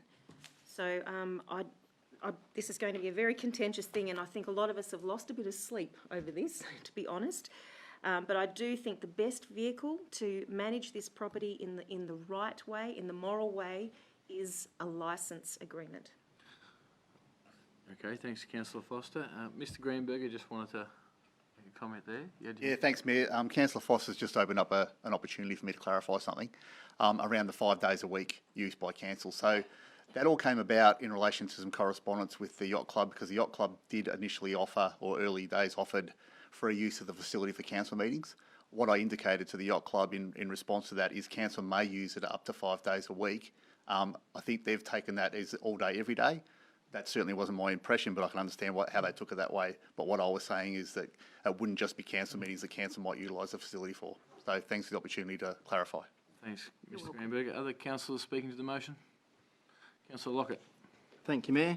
I'll speak in favour and support of the current alternative motion. Yeah, geez, we've been around the bay a few times with this one, and yeah, definitely lost a few. I've probably got radiation in my phone from the amount of phone calls and things I've had over this one, and I can really see both points of view. But I want to take back to Councillor Gleeson's point of view about the paramedics and the SES of the sea, because the correspondence received today from the Port Fairy Marine Rescue Service, I'll just read out some of this correspondence. The area of responsibility has also increased enormously in 2021, with Warrnambool Coast Guard rescue vessel going to Portland for equipment refit, which is followed by the Portland Coast Guard receiving a refit and the Warrnambool vessel taking responsibility for the Portland area. This means that the Port Fairy Marine Rescue is the only seagoing vessel operation to service from the from Deanmar, Lady Julia Percy Island, to Apollo Bay, 100 nautical sea miles. So they've attached to, from January 21st to April 21st, 2021, sorry, they've attended 12 rescues with 27 persons being saved. 28 hours of sea time, that's 1,357 volunteer hours. So we didn't want to get to this point, but if we're comparing apples and pears, we're talking about people's lives at sea. If you narrow it down to this versus that, it's a no-brainer. I've said it before. I said it at the Port Board meeting. Absolutely, the yacht club and the history of the town and the yachts being down, that famous photo you take of Oscars with all the yachts there. This is nothing against the yacht club. The yacht club can still do what they do. Yes, there'll be a slight loss of income and they'll need to adjust to that. But we have to do this in order for people's lives at risk at sea. I was maybe being a little bit facetious before and asked Mr. Bryan what would happen if a yacht race went pear-shaped. I mean that. They have big seas. We've seen it with, Sydney to Hobart race, or many years ago when the Queenscliff to Port Fairy. Who goes and saves them in the wild Southern Ocean seas, which we have? We saw the other week, boulders washed across the shore. It's a dangerous ocean. So, people's lives at risk against, a social/sporting club. I think the Marine Rescue has to take precedent. But yoga, taekwondo, Pilates, that was the first question I had to ask of Mr. Greenberg. Will that change? No, it won't change. The access council meetings are on a Tuesday. Taekwondo is on a Tuesday, and we've already clarified that the existing user groups, with the licence agreement, things won't change. If anything, as Councillor Foster pointed out before, we will hopefully have more access for further clubs and organisations to be able to utilise a fantastic service in mind. I'm getting the wind up. Oscar speech. Thank you. Thanks very much, Councillor Lockett. Any other councillors wishing to speak to the motion? Councillor Smith and then Purcell. Yeah, thank you, Mayor. Look, I'll be voting in favour of the motion for a licence. My main concerns are for the benefits of the Port Fairy Marine Service and the Port Fairy Yacht Club. I feel a licence will accommodate both of these and will result in the continuity of both of the organisations. And also the concerns of the 35 people that put in submissions in favour for a lease. I think their fears will be not met by this licence. So I'm in favour of voting for the licence. Thanks, Councillor Smith. Councillor Purcell. Thank you, Mayor. Look, interesting discussion, and what I've taken out of it is that I think a licence or a lease would work. I think the issues with the rescue boat, rescue crew, the Marine Rescue could be resolved. I believe the issues with the use of it could be resolved, no matter whether it's a licence or a lease. The Yacht Club have certainly worked very hard to increase participation and the usage of the facilities, and I congratulate them on that. They are very keen to have a lease, and look, I think from my point of view, I would support them with that on the basis that they believe that it is the way to go in the future for them. Probably a reduced period rather than 21 years, but as I said, I think we could resolve all of these issues under either a licence or a lease. And I've been swayed to support a lease on the basis that the participants and the existing users do support a lease. So I'll be voting against the licence. Right, thanks, Councillor Purcell. To me, I'll be supporting the alternate motion put by Councillor Dugas to grant a licence. I see it that it'll be turn it to even more of a community-based facility. There's some key stakeholders for the area, the Marine Rescue and the Port Board, are in favour of a licence agreement. Across the Shire, as mentioned earlier, roughly 80 of our 90 sports clubs have licence agreements and work quite well, and those 80 are those that have dual purpose users of a facility, and it sounds exactly like we have here, a dual purpose user of a facility, being the Marine Rescue and Yacht Club, plus those other fitness groups mentioned by Councillor Lockett. I believe it'll result in an outcome that's fair for everyone, and I can't see people missing out on what's already happened. So I'll vote in favour of a licence. All right, Councillor Dukas, as the mover, to summarise. Thanks. No need, Mr. Mayor. Put it to the vote. Councillors asking to vote on the alternate motion, which is to grant. Well, we've got it there in front of us. Grant a licence. All those in favour? Councillor Smith, Foster, Lockett, Mead, Gleeson and Dukas. Those against?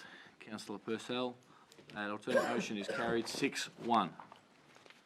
Right, councillors, moving back to item 1 on the agenda, which is the monthly financial report. Will be introduced by Mr. Kevin Ledden, the Director of Corporate and Community Services. Thanks. Thank you, Mayor. Councillors, this finance report compares our actual financial results to seasonalised budgets for the first 9 months of the current financial year. In summary, what the report tells us is that our operational budget, despite COVID, and I think we acknowledge support that council's provided to the community and those particularly impacted, and the other levels of government providing support to council, which has been passed on, has resulted in not a huge financial impact for this council. And I think we anticipated perhaps the biggest revenue hits for our caravan parks, but potentially childcare, lack of job keeper subsidy at one point in time. So additional grants, etc., that have flowed through from that have lessened the impact. So our operational budget looks like it will achieve budget at least in the current financial year. So you might recall that we did reduce our revenue targets, particularly in the caravan park. So at the moment, that looks really favourable, which is a great result. So in our capital works program, we have an adjusted target of 30 million. And for the 9 months year to date, we've delivered $17.4 million worth of capital works, noting that at the same time last year for 9 months, we delivered 12.8. So the teams are out there delivering the works on the ground. We won't get to the 30 million. There's a couple of large projects that will carry over, one being our caravan parks investment program. The current year budget provides for us to borrow 3 million and spend that 3 million. So we won't make great inroads into that this year, so they will be carried forward. And the council are aware of the status of the East Beach landfill project, which is around 1.5 million as well. Apart from that, I think most projects are well advanced, not completed, but with 3 months remaining and almost, around 17.5 million spent, we'll go a long way towards achieving a pretty hefty capital works program. So as a result of that, we've got a strong balance sheet. Our financial indicators remain very strong. Working capital, underlying operating results always important, and we'll talk about budget soon and maintaining that is one of our key indicators. Obviously, the debt levels will increase from zero at the moment. So I'm happy to take questions, Mayor, but the recommendation, and there are no budget variations for this monthly report, so the recommendation is that council note the financial report for the 9 months. Thanks, Mr. Ledden. Do we have any questions? Councillor Purcell? Thank you, Mayor. On page 10 of the under Capital Works, the Capital Works funding 2021, the capital grants of the adopted budget was 470,000 and the updated budget was 8 million. Could you just explain to me what that increase is? Yep, through you, Mayor. Councillor Purcell, yeah, it's a good question. We obviously started with just 470,000 in our original budget as capital grants. So as a result of other forms of government capital grants, and some of those are COVID related, so Community Infrastructure Fund of around $5 million. They are projects or project funding that we've been successful in receiving or achieving that are going to deliver a lot better outcomes for our community. So I think that's a really significant outcome and helps our capital investment back into our community infrastructure. Well done. Other questions, councillors?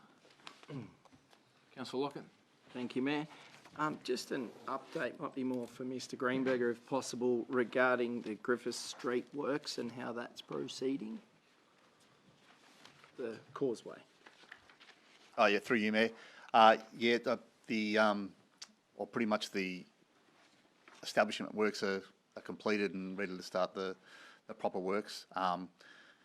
Probably fortunate or unfortunate, but the situation with Griffiths Island has probably helped us a little bit in the sense of getting started early. But we'll proceed through that project as originally planned, just probably hope to finish a little bit earlier than originally. Thank you. Cheers. Other questions, councillors? All right, we'll seek a mover for the finance report, please. Councillor Purcell was moved and is seconded by Councillor Lockett. Councillor Purcell, to speak to the motion. Look, Mr. Mayor, it's a good position to be in. The council officers and have put us in a strong position, and it's a pleasure to be a part of a council that is in such a position, because a lot are not. Thanks, councillor Purcell. Councillor Lockett? Thank you, Mayor. No further need. Any other councillors wishing to speak to the finance report? Councillor Purcell to summarise. No need, Mr Mayor. Councillors, all those in favour? That motion is carried unanimously. Item 2, appointment of an independent consultant for CEO employment matters. Mr Ledden, please.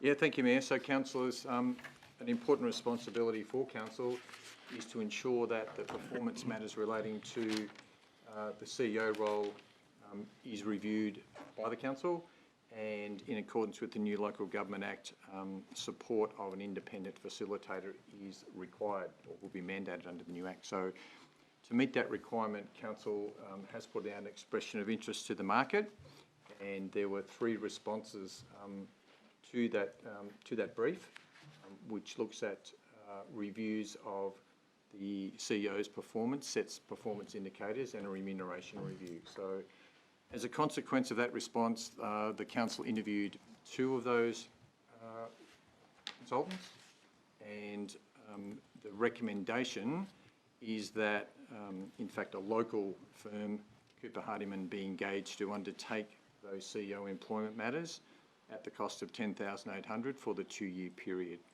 Happy to take questions, Mayor. Do we have any questions, councillors? Take a mover then, please. Councillor Foster's moved and seconded by Councillor Lockett. Councillor Foster? Thank you, Mayor. Fairly straightforward. I think we had opportunity to speak to the consultants, and I've got great confidence that this particular consultant, who, as Mr Ledden pointed out, is local, which is a bonus, will do a terrific job for this very important function. Thank you. Thank you. Councillor Lockett? Very well surmised by Councillor Foster, but yeah, also just to add that, fantastic to see local, specialising in this area. Thank you. Councillor Lockett. Any other councillors wish to speak? Okay. Yeah, Mr Mayor, I'd just like to say, I understand Councillor Foster's called them local, which they are, but after we heard from 2 of the 3, the other 2 were pretty high flyers in this game or in this industry, and the fact that we've got a local company, even though they're not as big as the big boys, their ability to do this job was equal to, if not better than, the big players. So nothing against the big guys, but it's good to know that we've got a company local that can punch above their weight. Thanks, Councillor Dugas. Any other councillors? All right, Councillor Foster to summarise, thanks. No need. Thank you. Councillors, all those in favour of item 2? The motion is carried unanimously. Item 3, which is mayoral and council allowances review. Mr Ledden to present, please. Thank you, Mayor. And again, councillors, this is a requirement of the Local Government Act that council reviews and sets the level of councillor and mayoral allowance within 6 months of the new council. So a report did come before the March meeting, where it was determined that those level of allowances remain at their top end of category 2. The requirement is to put that out for public submission, which has occurred. So what this report does is come back to council to say that that proposal was put out to the public. There were no submissions received as part of that public submission process. That council is a category 2 council and has been for some time. And therefore that in accordance with the Local Government Act, the recommendation is that the council set the mayoral and council allowances as proposed at the March 21 meeting, being $26,245 per annum plus the superannuation equivalents for councillors, and $81,204 plus superannuation equivalent for the mayor. Happy to take questions, Mayor. Thanks, Mr Ledden. Any questions? I'll take a mover, please. Councillor Purcell has moved, and that's seconded by Councillor Foster. Councillor Purcell? Yeah, thank you, Mayor. Just briefly, this came to council previously. Council approved these figures. It's a recognition of some of the out-of-pocket expenses that councillors incur, and I think it's a reasonable figure. Considering we received no submissions from the community, I don't feel comfortable in setting our own remuneration, and I think because from now on it's going to the Victorian Independent Remuneration Tribunal, and I think that's a good thing. But because we do have to set it, I think this is a reasonable figure. Thank you, Councillor Purcell. Councillor Foster? Thank you, Mayor. I feel in the lead up to the election last year, I tried to speak to lots of different people, encourage them to stand for council, and one of the recurring responses I had was, I can't afford to take time out of work or time away from my business. And I think if we're serious about genuine democracy, I think we even need to think longer term as a sector about paying local government politicians in the same way that state and federal politicians are paid. Because I think at the moment it's a barrier to participation in democracy, and particularly if you're a young woman with children and a family. So I think we need to be careful, because the message out there at the moment is that unless you're retired or you have a partner at home who's willing to support you, you can't afford to be a councillor. And that's a problem that, as a sector, I think we need to address. Thanks, Councillor Foster. Any other councillors wishing to speak to this motion? Councillor Purcell to summarise. No need, Mr Mayor. Councillors voting on item 3. All those in favour? The motion is carried 7-0. Item 4, draft budget for 2021-2022. Mr Ledden. Thank you, Mayor. So, councillors, one of your major responsibilities each year is to set the annual budget. And what this report does is the culmination of quite a bit of work from the time that the officers prepare a draft budget. It's reviewed internally and then presented, and has been workshopped by you as a council through a couple of workshops, both operational, capital works budgets and fees and charges. So the document that you have in front of you is in fact the model budget that's now mandated to be prepared by local government. Part of that is, I think, for benchmarking and comparison purposes, so they're all the same. It is a bit more difficult to understand, I think, for the general public, but what this document sets out is a $50 million operational budget, and again, continuing on from the finance report, we remain in a strong financial position. So if you look at the core financial indicators that are set out in the report, underlying result, which is just positive, which is really revenue, less expenditure, and taking out capital grants. So that is one indicator that we need to be mindful of. Our working capital ratio remains strong. We're aiming for a 1 to 24, so $1.24 of current assets for every dollar of current liabilities. At the moment, we're way in excess of that because our cash is high, because we have unspent capital works, etc. Once we catch up, that will pare back to around our aim is to get it to 125 to 1. It's not our aim to accumulate money or make profit as a local government. We receive rates and grants and deliver it back as services and infrastructure to the community. This budget, again, is a balance between, it's not a rate increase, it's a rate increase in accordance with the fair go rate system. So the rate cap of 1.5% applies to general rates and municipal charges. And in doing so, the council has to balance that with its running business and delivering those services and infrastructure to the community. So the capital works program, $15.5 million, $12 odd million in asset renewal. So looking at the $600 million of community assets that we, the council, are custodians of, it is really important, I think, that asset renewal equates to around the level of depreciation that sits in our statement.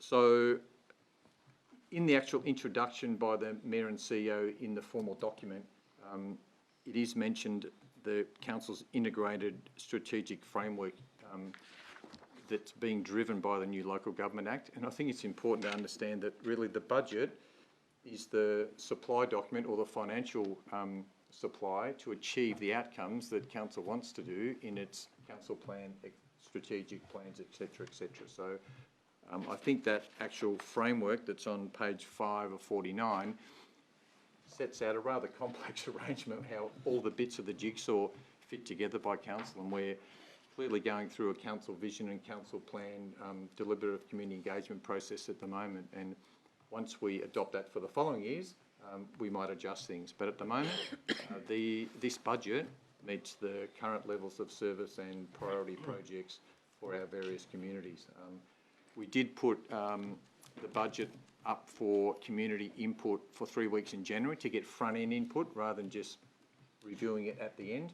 We've got 38 submissions from the community, and I think, you know, as we agreed and worked through workshop and noted those, it's important to acknowledge the community members who took the time to make input to service level priorities.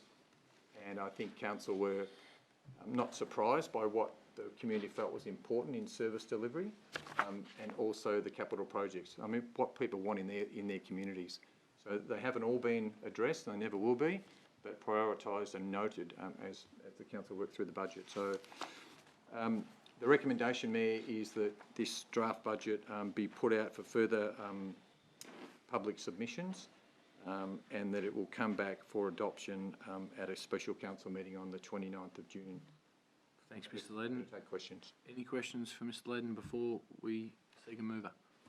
Councillor Lockett. Thank you, Mayor. Question's actually to Mr. Greenberger, if that's okay. Mr. Greenberger? Just regarding the footpath program renewal, and what that 250K will be allocated for Mr. Ledden. Yeah, through you, Mayor. The $250,000 is for renewal of the existing footpaths. We have had discussions previously with Council around Koroit and utilising that funding over 2 years to renew the footpaths in Commercial Road, Koroit, but a new committee's been formed in that community looking to do a bigger and better project, leveraging the 500,000 council funding out of the footpath funding with other grants. In the knowledge that that's probably not going to be ready to proceed in the 2021-22 financial year, we'll allocate that 250,000 to other existing footpaths that are due for renewal, and that is an outcome of a condition assessment that's currently underway. Thank you. Councillor Purcell with a question. Just to follow on from that, so how are we there is an item that didn't get included in the budget, which is the Koroit Streetscape project. So how are we actually handling the Koroit Streetscape project from here on? Yep, so the local committee along with council officers is doing the planning for that project currently, looking at a range of scope of works as well as funding opportunities, and we've committed to that committee that $250,000 of footpath funding for 2 years will be available when they're ready to commence. Other questions, councillors? Councillor Smith? Yeah, thank you, Mr. Mayor. Just a question to Mr. Ledden. What is the best way for ratepayers and residents to view this draft budget? Through you, Mayor. Councillor Smith, so the usual channels, so we'll have physical copies made available at our offices and libraries like in the past, and obviously it'll be advertised, and also it'll be available online. Thank you. Other questions, councillors? Councillor Yeah, Dukas? thank you. To Mr. Greenberger, if somebody contacted WorkSafe in relation to the Koroit footpath, and they done an assessment and said this needs urgent repairs or upgrades or something, what would be our next step? Considering we've got a program, to upgrade the footpath in the future, whether it be, Bluestone, I believe, is what they're looking at. Whether it's WorkSafe or a community member, but what would happen is that officers would assess the needed repairs and undertake that out of our township footpath program.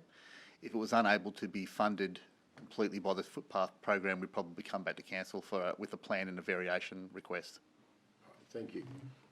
Councillor Purcell? Thank you, Mayor. Look, I'm not sure whether Mr.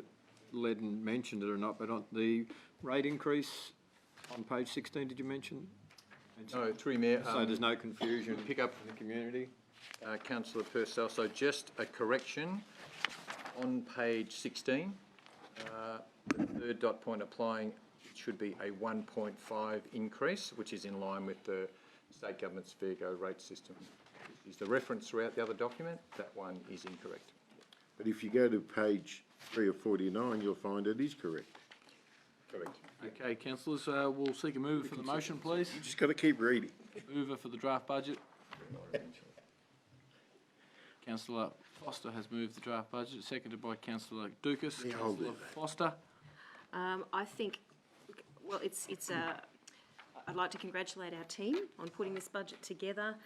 I'm particularly pleased to see those 38 submissions received at the front end. That's 38 voices that potentially may not have been incorporated into this. So that's a terrific move, but now let's put it out there for the community to have a say. I just wish we could do so much more. It's a shame, but we have to be fiscally prudent, and I think this budget does that. Thanks, councillor Foster. Councillor Dukas? Thank you, Mr Mayor. I'm glad it's only 1.5. I'm a great believer in rate capping as opposed to a lot of others in some departments in local government. However, that said, we don't have in this document the updated valuations, if that's the proper term, Mr Ledden.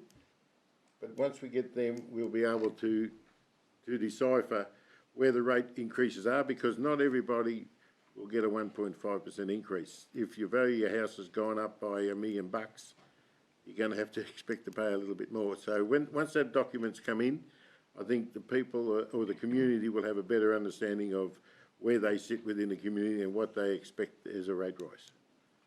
Thanks, councillor Dugas. Any other councillors wish to speak to the motion?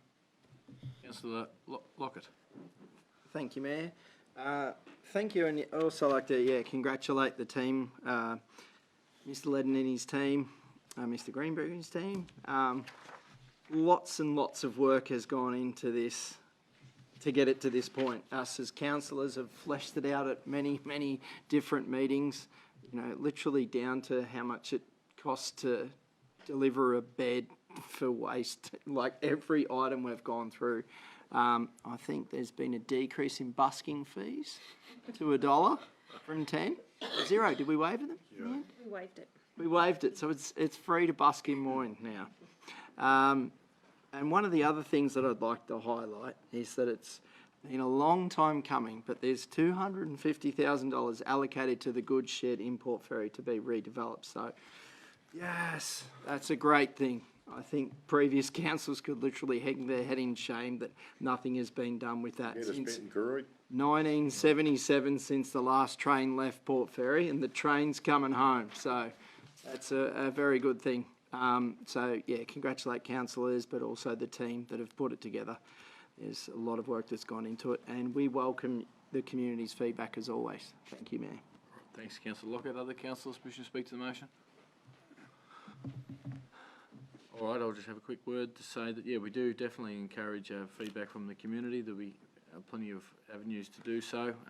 Couple of points in the draft budget. There's still $9.3 million for roadworks, including rehab works, resealing, unsealed, and also road safety initiatives.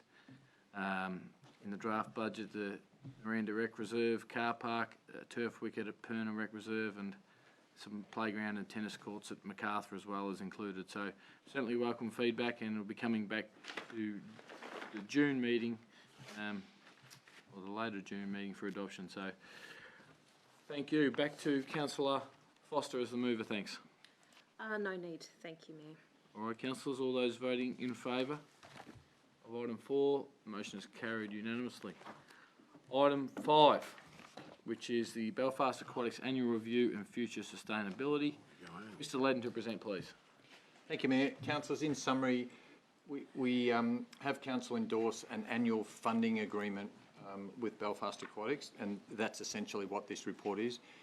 You're aware that as part of the budget process or throughout that, Belfast Aquatics presented and looked at some of the issues ongoing, probably sustainability issues that they're facing. So as a consequence of that, council has directed to increase the annual allocation from 150 to 200,000, with 50,000 as part of that for prioritised maintenance works, which our officers are working through Belfast with. So we'll have ongoing discussions with the group, no doubt, throughout the year, and probably looking at even some of the major investments needed at that facility ongoing.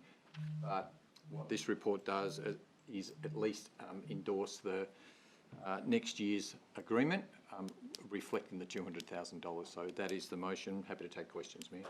Any questions, councillors? Councillor Gleeson. Just a comment, really.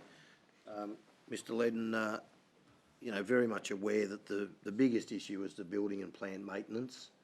And so this being a yearly thing, how far do we look forward as to what may, confront us in 1 or 2 or 3 or 4 years' time? Because, it could be significant, and I guess we need to be ready for it. Yep. Through you, Mayor, and Mr Greenberger might chime in and help, but some years ago there was a 5-year investment program prepared. by consultants, I think it was. I think clearly that needs review and updating. So as part of the whole sustainability and what the facility's looking at in an operational and a capital upgrade sense, needs to be reviewed throughout this year. Is that reasonable? I couldn't have said it any better myself, Mayor. Any other questions? Yes, councillor Purcell. Thank you, Mayor. In the Belfast Aquatic Agreement on page 3, there is the Caravan Park Subsidy Partnership. Could you tell me how well utilised that is? Through you, Mayor, inquiry with our EcoDev manager, etc., indicates that's negligible. Councillor Purcell. Thank you. Mr Mayor, if I wanted to move to get that taken out, how would I do that in moving the motion, or what would be the, if it's negligible, I do believe it causes some angst to the committee who don't appreciate it. What would be the best way to get? Yep, councillor Purcell, that's a fair question. I'll seek some clarification from Mr Millard on the best way to go about that.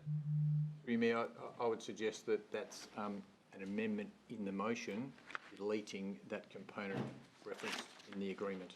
Okay. Reference number? 6. 6.3? No, 6. 6, sorry. All of 6, I think, isn't it? Yeah, all of 6. Rightio. So, We could just add, the council endorse the agreement with Belfast Aquatic Centre, includes contributes 200,000 towards the operation and capital renewal, deleting item 6 from the funding agreement. if up to the mover, of course, to move it to that effect. Could I move that? Just 1 second, we'll see if there's any further questions. That's item 6. No further questions, all right. Councillor Purcell's already put his hand up to move, so go ahead there, Councillor Purcell. Could I move the officer's recommendation as the motion and include after the, 6.3. at the end of it, delete item 6 in the Belfast Aquatic Agreement? Do we have a seconder for that motion? Councillor Gleeson has seconded that, so Councillor Purcell to speak to that motion. Thank you, Mayor. Look, the Belfast Aquatic Centre is run by volunteers who do a really great job. It's well utilised and appreciated within the community. I think council support of $200,000 that comes out of the revenue that as an increased revenue out of the caravan parks is a great way to fund it. And the agreement, as I said, the item 6 in the agreement, the committee, when I've spoken to them in the past, have had an issue with that, and I think if it's the income from it is negligible, let's take it out. So that's my reason for moving that motion. Thanks, Councillor Purcell. Councillor Gleeson as a seconder. Thanks, Mr Mayor.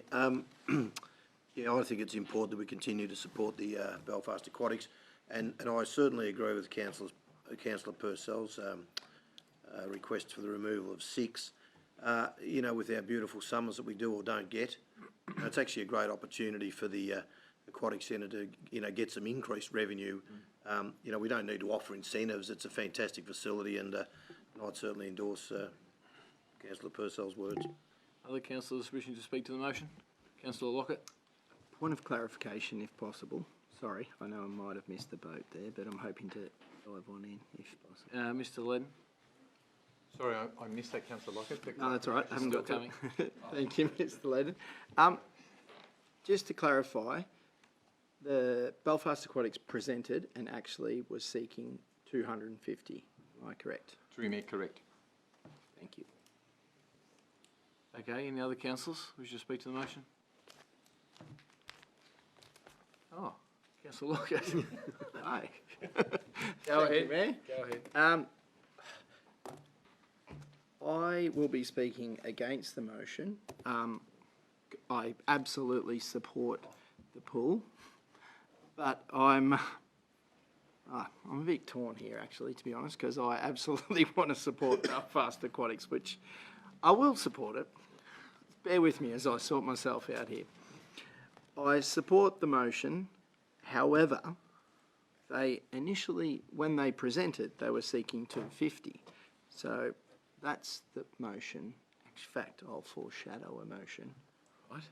I'll foreshadow a motion that we offer them the 250, which they originally requested. So bear with my poor governance here, Mayor. Motion is foreshadow. Thank you. The Belfast Aquatics provide a phenomenal service to not only Port Fairy but to the entire Moyne Shire residents. They have a rehabilitation service for people to access the pool. It's a community-led organisation. Moyne supports not just Port Fairy Belfast Aquatics Pool, but we have Mortlake Pool, Hawkesdale, Macarthur. Have I missed any? No. All phenomenal services, which, as we know, pools cost a lot of money. There is, ageing infrastructure, and we'll need to further support them. So I don't see why we shouldn't be supporting them all. We're saying we're supportive of them, but not actually what they asked for. So I would seek councillors to support what they asked for, 250, not 200. They're going to require further investment from us, so let's, give them what they're asking. Thank you, Mayor. Thanks, Councillor Lockett. Other councillors wishing to speak to the motion? Councillor Foster? Yeah, thank you, Mayor. I'll be supporting the original motion. I would love to be able to offer them a great deal more support because I think this is an incredibly important facility. It's the only heated pool in Moyne Shire. It plays a really important role, but I think our budget is so tight, and I would like for us to have a more, to use the next year or so to have a longer-term strategic look at what happens at Belfast Aquatics, because it's clear that it's an ageing facility. It was built relatively cheaply because it was community-driven. So I think there's a longer-term question around how we can best ensure we've got that facility there into the future. So I'll be supporting the first motion, the current motion. Thank you. Thank you, Councillor Foster. Other councillors? I'll just make a brief comment then that, yes, the presentation that came before us at a workshop recently by the committee was focused on the fact that they were hit hard by COVID, so additional 50,000 and the assistance of COVID recovery in a one-year agreement, I can see. And also to mention that Council allocated an additional 100,000 last year towards capital renewal works from Local Roads and Community Infrastructure Fund. So they have had additional funding just recently as last year. So that's the reason behind supporting the original motion as a COVID recovery agreement for the 2021-2022 year. Any other comments? Councillors wishing to speak to the motion? Councillor Smith? Oh, no, I'm speaking in favour of the original motion, the officer's recommendation. Look, I hear exactly what Councillor Lockett's saying. Look, we could apply that to every infrastructure across the Shire, that they all need more money, but we have to live within a certain budget, and I think the budget has been quite generous to the Belfast Aquatic Centre, and yeah, so I'm more than happy with the amount that we're putting forward, and but I feel an extra 50 is a strain on the budget, and we have to go through many other facilities if we support this. So, but I'm supporting the officer's recommendation. Thank you. Councillor Dugas? Yes, Mr. Mayor? Are you okay? Yeah, I'm good, thank you. Last one left. No worries. Just checking. Okay, then, lastly, Councillor Purcell to summarise. Thanks. Yeah, thank you, Mayor. Just briefly, I think we would all like to provide more money to nearly everything, but it's a long discussion, and it was a long discussion we had during the budget process. I think we've come up with a pretty good position of 200,000, and I think it will certainly, well, definitely help the Belfast Aquatic Centre. Thanks, Councillor Purcell. Councillors, all those in favour of item 5? Councillor Smith, Foster, Purcell, Mead, Gleeson and Dugas. Those against? Councillor Lockett. The motion is carried 6-1. Moving on to item 6, it's just the charter adoption for the Hawkesdale Wind Farm and Ryan Corner Wind Farm Community Engagement Committees. Ms. Olsen to present, please. Thank you, Mr. Mayor. This item requests that the council adopt the charters for the Hawkesdale Wind Farm Community Engagement Committee and the Ryan Corner Wind Farm Community Engagement Committee. Both CECs, or Community Engagement Committees, met on the 15th of March and prepared the charter and all agreed on its contents. For clarification, there was a comment earlier regarding the, sorry, I had it here, regarding the committee spokesperson. Apparently that is the same for all CECs. So just wanted to propose, the committee's recommendation is that the charters be adopted. Thanks, Ms Ellison. Do we have any questions firstly? Okay. Mr Mayor, Councillor Dugas got a question.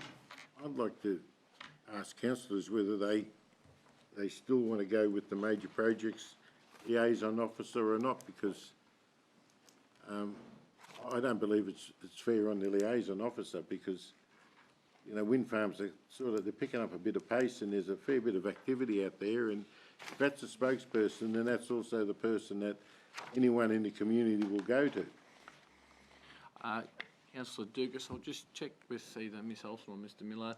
There is a planned scheduled review of CECs. Are we happy to change it now, or what do you think about moving it, leaving it till the review? Through you, Mayor, I mean, we'll take councillors' direction on it, but I guess I would encourage, given the existing CECs have the same approach, it's probably best to look at it in total. So put it on the list for the review and work it through that process, and then you make one change rather than individually. Mm-hmm. Okay. All right. Any other questions? On the item 6. Yeah, okay. Where are we? I've got a question, and it's to do with the minutes. I'm into the Hawkesdale one. That promotion that the council has, is it look, live, moin, or love, live, moin, or something? Love local? Love, what is it? Love local. Love local. On page 3 of the minutes, it talks about, John Boss asked a question about, has GPG offered any payments, grants, blah, blah, blah. On the council website, there were 2 or 3, I think 3, maybe 4 companies that have sponsorships involved within that Live Local. So my question is to who in the council went to those companies, or did those companies come to us? Because there's a little bit of angst out there in the community that here we are as a responsible authority, we've got a few issues with some of them wind farms, and we're taking money off them. Thanks, Councillor Dugas. Mr Millard, happy to answer that. Through you, Mayor, I will take that one on notice, and we can provide the response.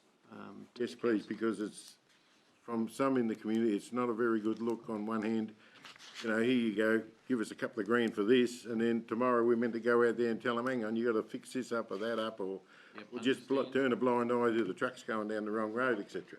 Understand the question. Thanks, Councillor Dugas. So we'll get that at the next workshop? Yep. Yeah. Thank you. Thank Other you. questions on item 6? Okay, we'll seek a mover, please, for item 6. Councillor Gleeson has moved and is seconded by Councillor Lockett. Councillor Gleeson. Yeah, without too much, Mr Mayor, obviously we presented to our Hawkesdale committee and looked at the 3 real main points of our existence and why we're there. And after some good discussion, they were happy enough to put in or change number 3, which gave the submission from Wind Farm Living, particularly Neil Blame, you know, some credence, I guess. So I just think that the CEC's had a good look at it, and I'm more than happy with the charter as it exists.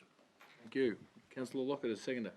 Thank you, Mayor. I have to agree with Councillor Gleeson's comments and say that at the Ryan Corner, the same kind of discussion occurred, and there was some good suggestions to, we're willing and open to discussions and changing charters and things, and it's an ongoing, ever-evolving process as wind turbines keep spinning, so do the things that go with them, and we're, you know, adapting to the change as required.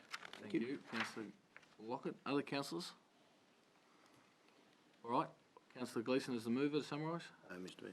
Okay, councillors, all those in favour of item 6? The motion is carried unanimously. Item 7, community representative nominations for the Mount Fyans Wind Farm and Woolsthorpe Wind Farm Community Engagement Committees. Ms Olsen again, please. Thank you, Mr Mayor. Just this report looks at 2 separate community engagement committees. There was resignations from each of the Mount Fyans Wind Farm CEC as well as the Woolsthorpe Wind Farm CEC. Mount Fyans has the potential for 6 community representatives, and Woolsthorpe Wind Farm CEC has the potential for 3 representatives. The resignations left 1 space open on each of those CECs. There are 2 nominations for each of those single places, so there is an officer recommendation there that council consider the 2 community representative nominations. So 1 for each of those wind farms. Thanks, Ms Olsen. Is there any need for questions, councillors? Okay, we'll seek a mover, please. Councillor Purcell. And moving the motion with the names added. Yes, Mayor, the first one, A, consider 2 community representative nominated receive for 1 vacancy on the Mount Fyans Wind Farm Community Engagement Committee and appoint Pam Walmsley. And the second one for the Woolsthorpe Wind Farm Community Engagement Committee and appoint John Murphy. Thanks, Councillor Purcell. Do we have a seconder for that motion? Councillor Smith has seconded. Councillor Purcell to speak to the motion, please. Yeah, thank you, Mayor. It was good that we've actually received more nominations than positions available, and there was certainly a high quality in all of the nominations, and it was very difficult to select or make a recommendation in regard to one or the other. But certainly both of these individuals have got the experience and knowledge, and will contribute really well to both of these community engagement committees. Thank you. Councillor Smith is the seconder. Yes, thank you, Mayor. Further to Councillor Purcell. Look, both these positions have occurred through resignations, and just reading through the nomination forms, the 2 people that we have nominated both reside very close to the actual wind farm, so that was what was major influence. So I'd like to agree with the nominations of the 2. Walmsley and Murphy. Thank you. Any other councillors wishing to speak to the motion? Councillor Purcell is the mover. No need, Mayor. Councillors voting on item 7. All those in favour? Motion is carried 7-0. Items 8 and 9 have been dealt with, so we'll move on to item 10, which is footpath construction Princess Highway, Port Fairy between the Catalina Caravan Park and Thistle Place. Mr Greenberger to present, please. Yeah, thanks, Mayor. This is a follow-up report to a petition that was received by Council earlier this year. The petition seeks to have a footpath constructed between Thistle Place and the Catalina Caravan Park in Port Fairy. The recommendation from the officers is to refer that to the budget process, which we're currently working through. Happy to take questions, Mayor. Any questions for Mr Greenberger? We'll seek a mover, please. Councillor Gleeson has moved. I just want to ask a question. I moved. Seconded. Seconded. Councillor Purcell is seconded. Councillor Gleeson is the mover. Just very briefly, Mr Mayor, one of the obviously recurring themes throughout was the safety issue, which I was going to refer to Mr Greenberger. And clearly, you're on a major thoroughfare, it's a highway, safety issue, seriously, it's just got to be considered. Yeah. Thanks, Councillor Gleeson, and Councillor Dukas' apology for the rest of the meeting. Councillor Purcell is the seconder. Thank you, Mayor. We're more than happy to second this motion. The confusing bit is, and I think Councillor Gleeson was probably going to ask Mr Greenberger, is that we've actually sort of gone past the budget. So are you suggesting in this that we actually have, that they make submissions to the budget process? Because we've actually, put the budget out for submissions already in the meeting. So there's a clarification question there. Mr Greenberger? Yeah, thanks, Mayor. Following the decision tonight from council, we'll let the petitioner know the outcome of the decision tonight, as well as the fact that the project is not currently in the draft budget for council, but they are welcome to make a further submission. Thanks. All right, any other councillors speak to The the motion? question, Mr. Councillor Smith would like to speak to the motion. Yeah, thank you, Mayor. I thought the process was we received a petition. We did. Yeah, that has occurred previously. Has it? Yeah, sorry. Any other councillors? All right, Councillor Gleeson as the mover. Thanks. Councillors, all those in favour of item 10? Motion is carried 6-0. Motion 11 has been dealt with. Motion 12, review of road management plan. Mr Greenberger, please. Yeah, thanks, Mayor. A requirement of the Local Government Act is that council reviews its road management plan once a new council is appointed, so officers have been working through that process. The majority of changes with the road management plan are wording and bringing things up to date in relation to titles and groups, etc. A couple of changes that I will point out is that in the table under 4.9, we have recommended that the time frame for pavement or surface defects go from 1 month to 3 months. And just to explain, what we're saying there is, or what we're not saying, is it's going to take us 3 months to get to that defect. But what we're doing is providing some protection to council around or defence against legal matters, because if we nominate 1 month and it takes us 1 month and 3 days to get to it, we do leave ourselves open to liability. So the Road Management Act or the Road Management Plan is around trying to set realistic timeframes. We believe a 3 month timeframe is much more appropriate in this sense than 1 month, or in this case.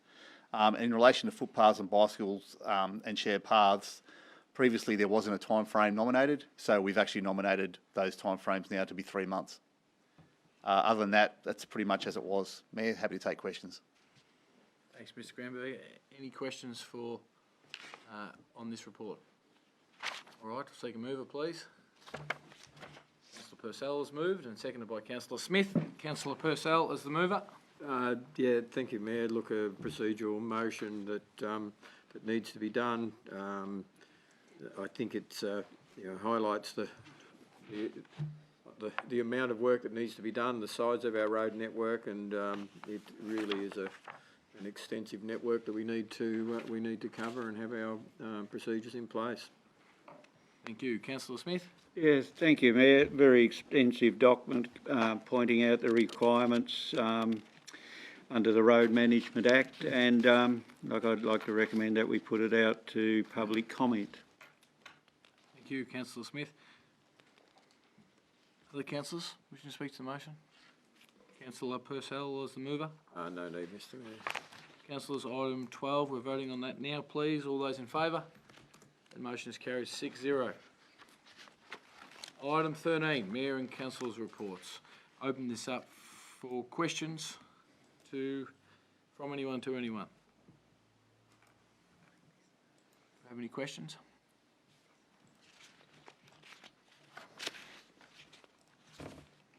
Okay, we'll move on. Item 14, councillor notice of motion. There are none.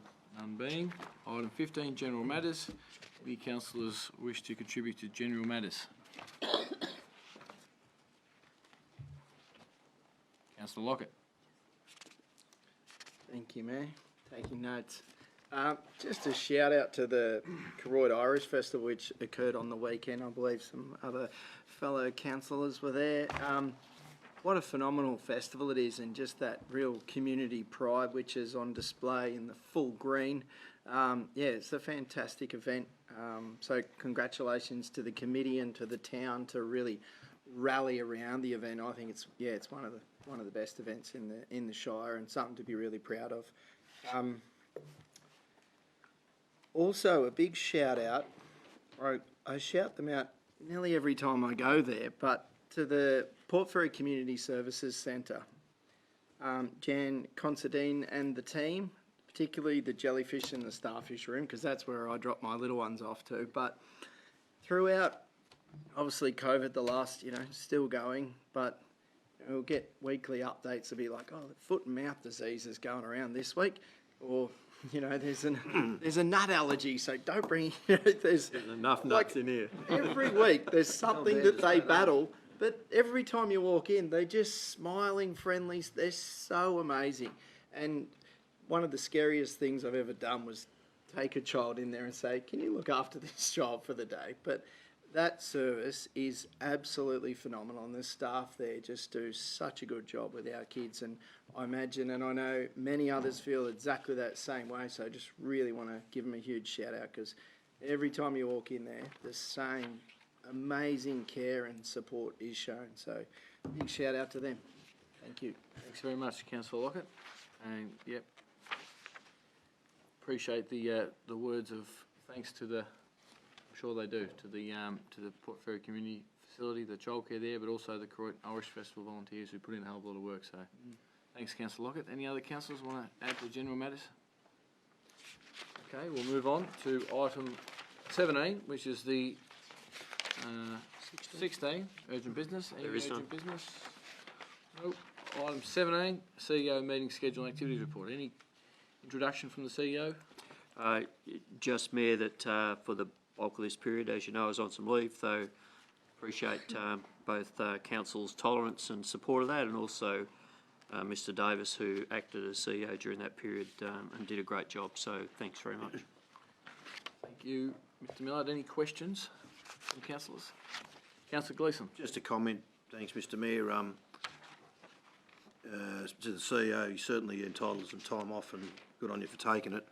But to Mr Davis, just a seamless, month, and to congratulate him, it was terrific. So thank you, well done. Councillor Purcell. Yeah, page 21 of the CEO activities report. The flood provisions, the use of the projected 1.2 sea level rise instead of the 0.8. When will council have a look at that?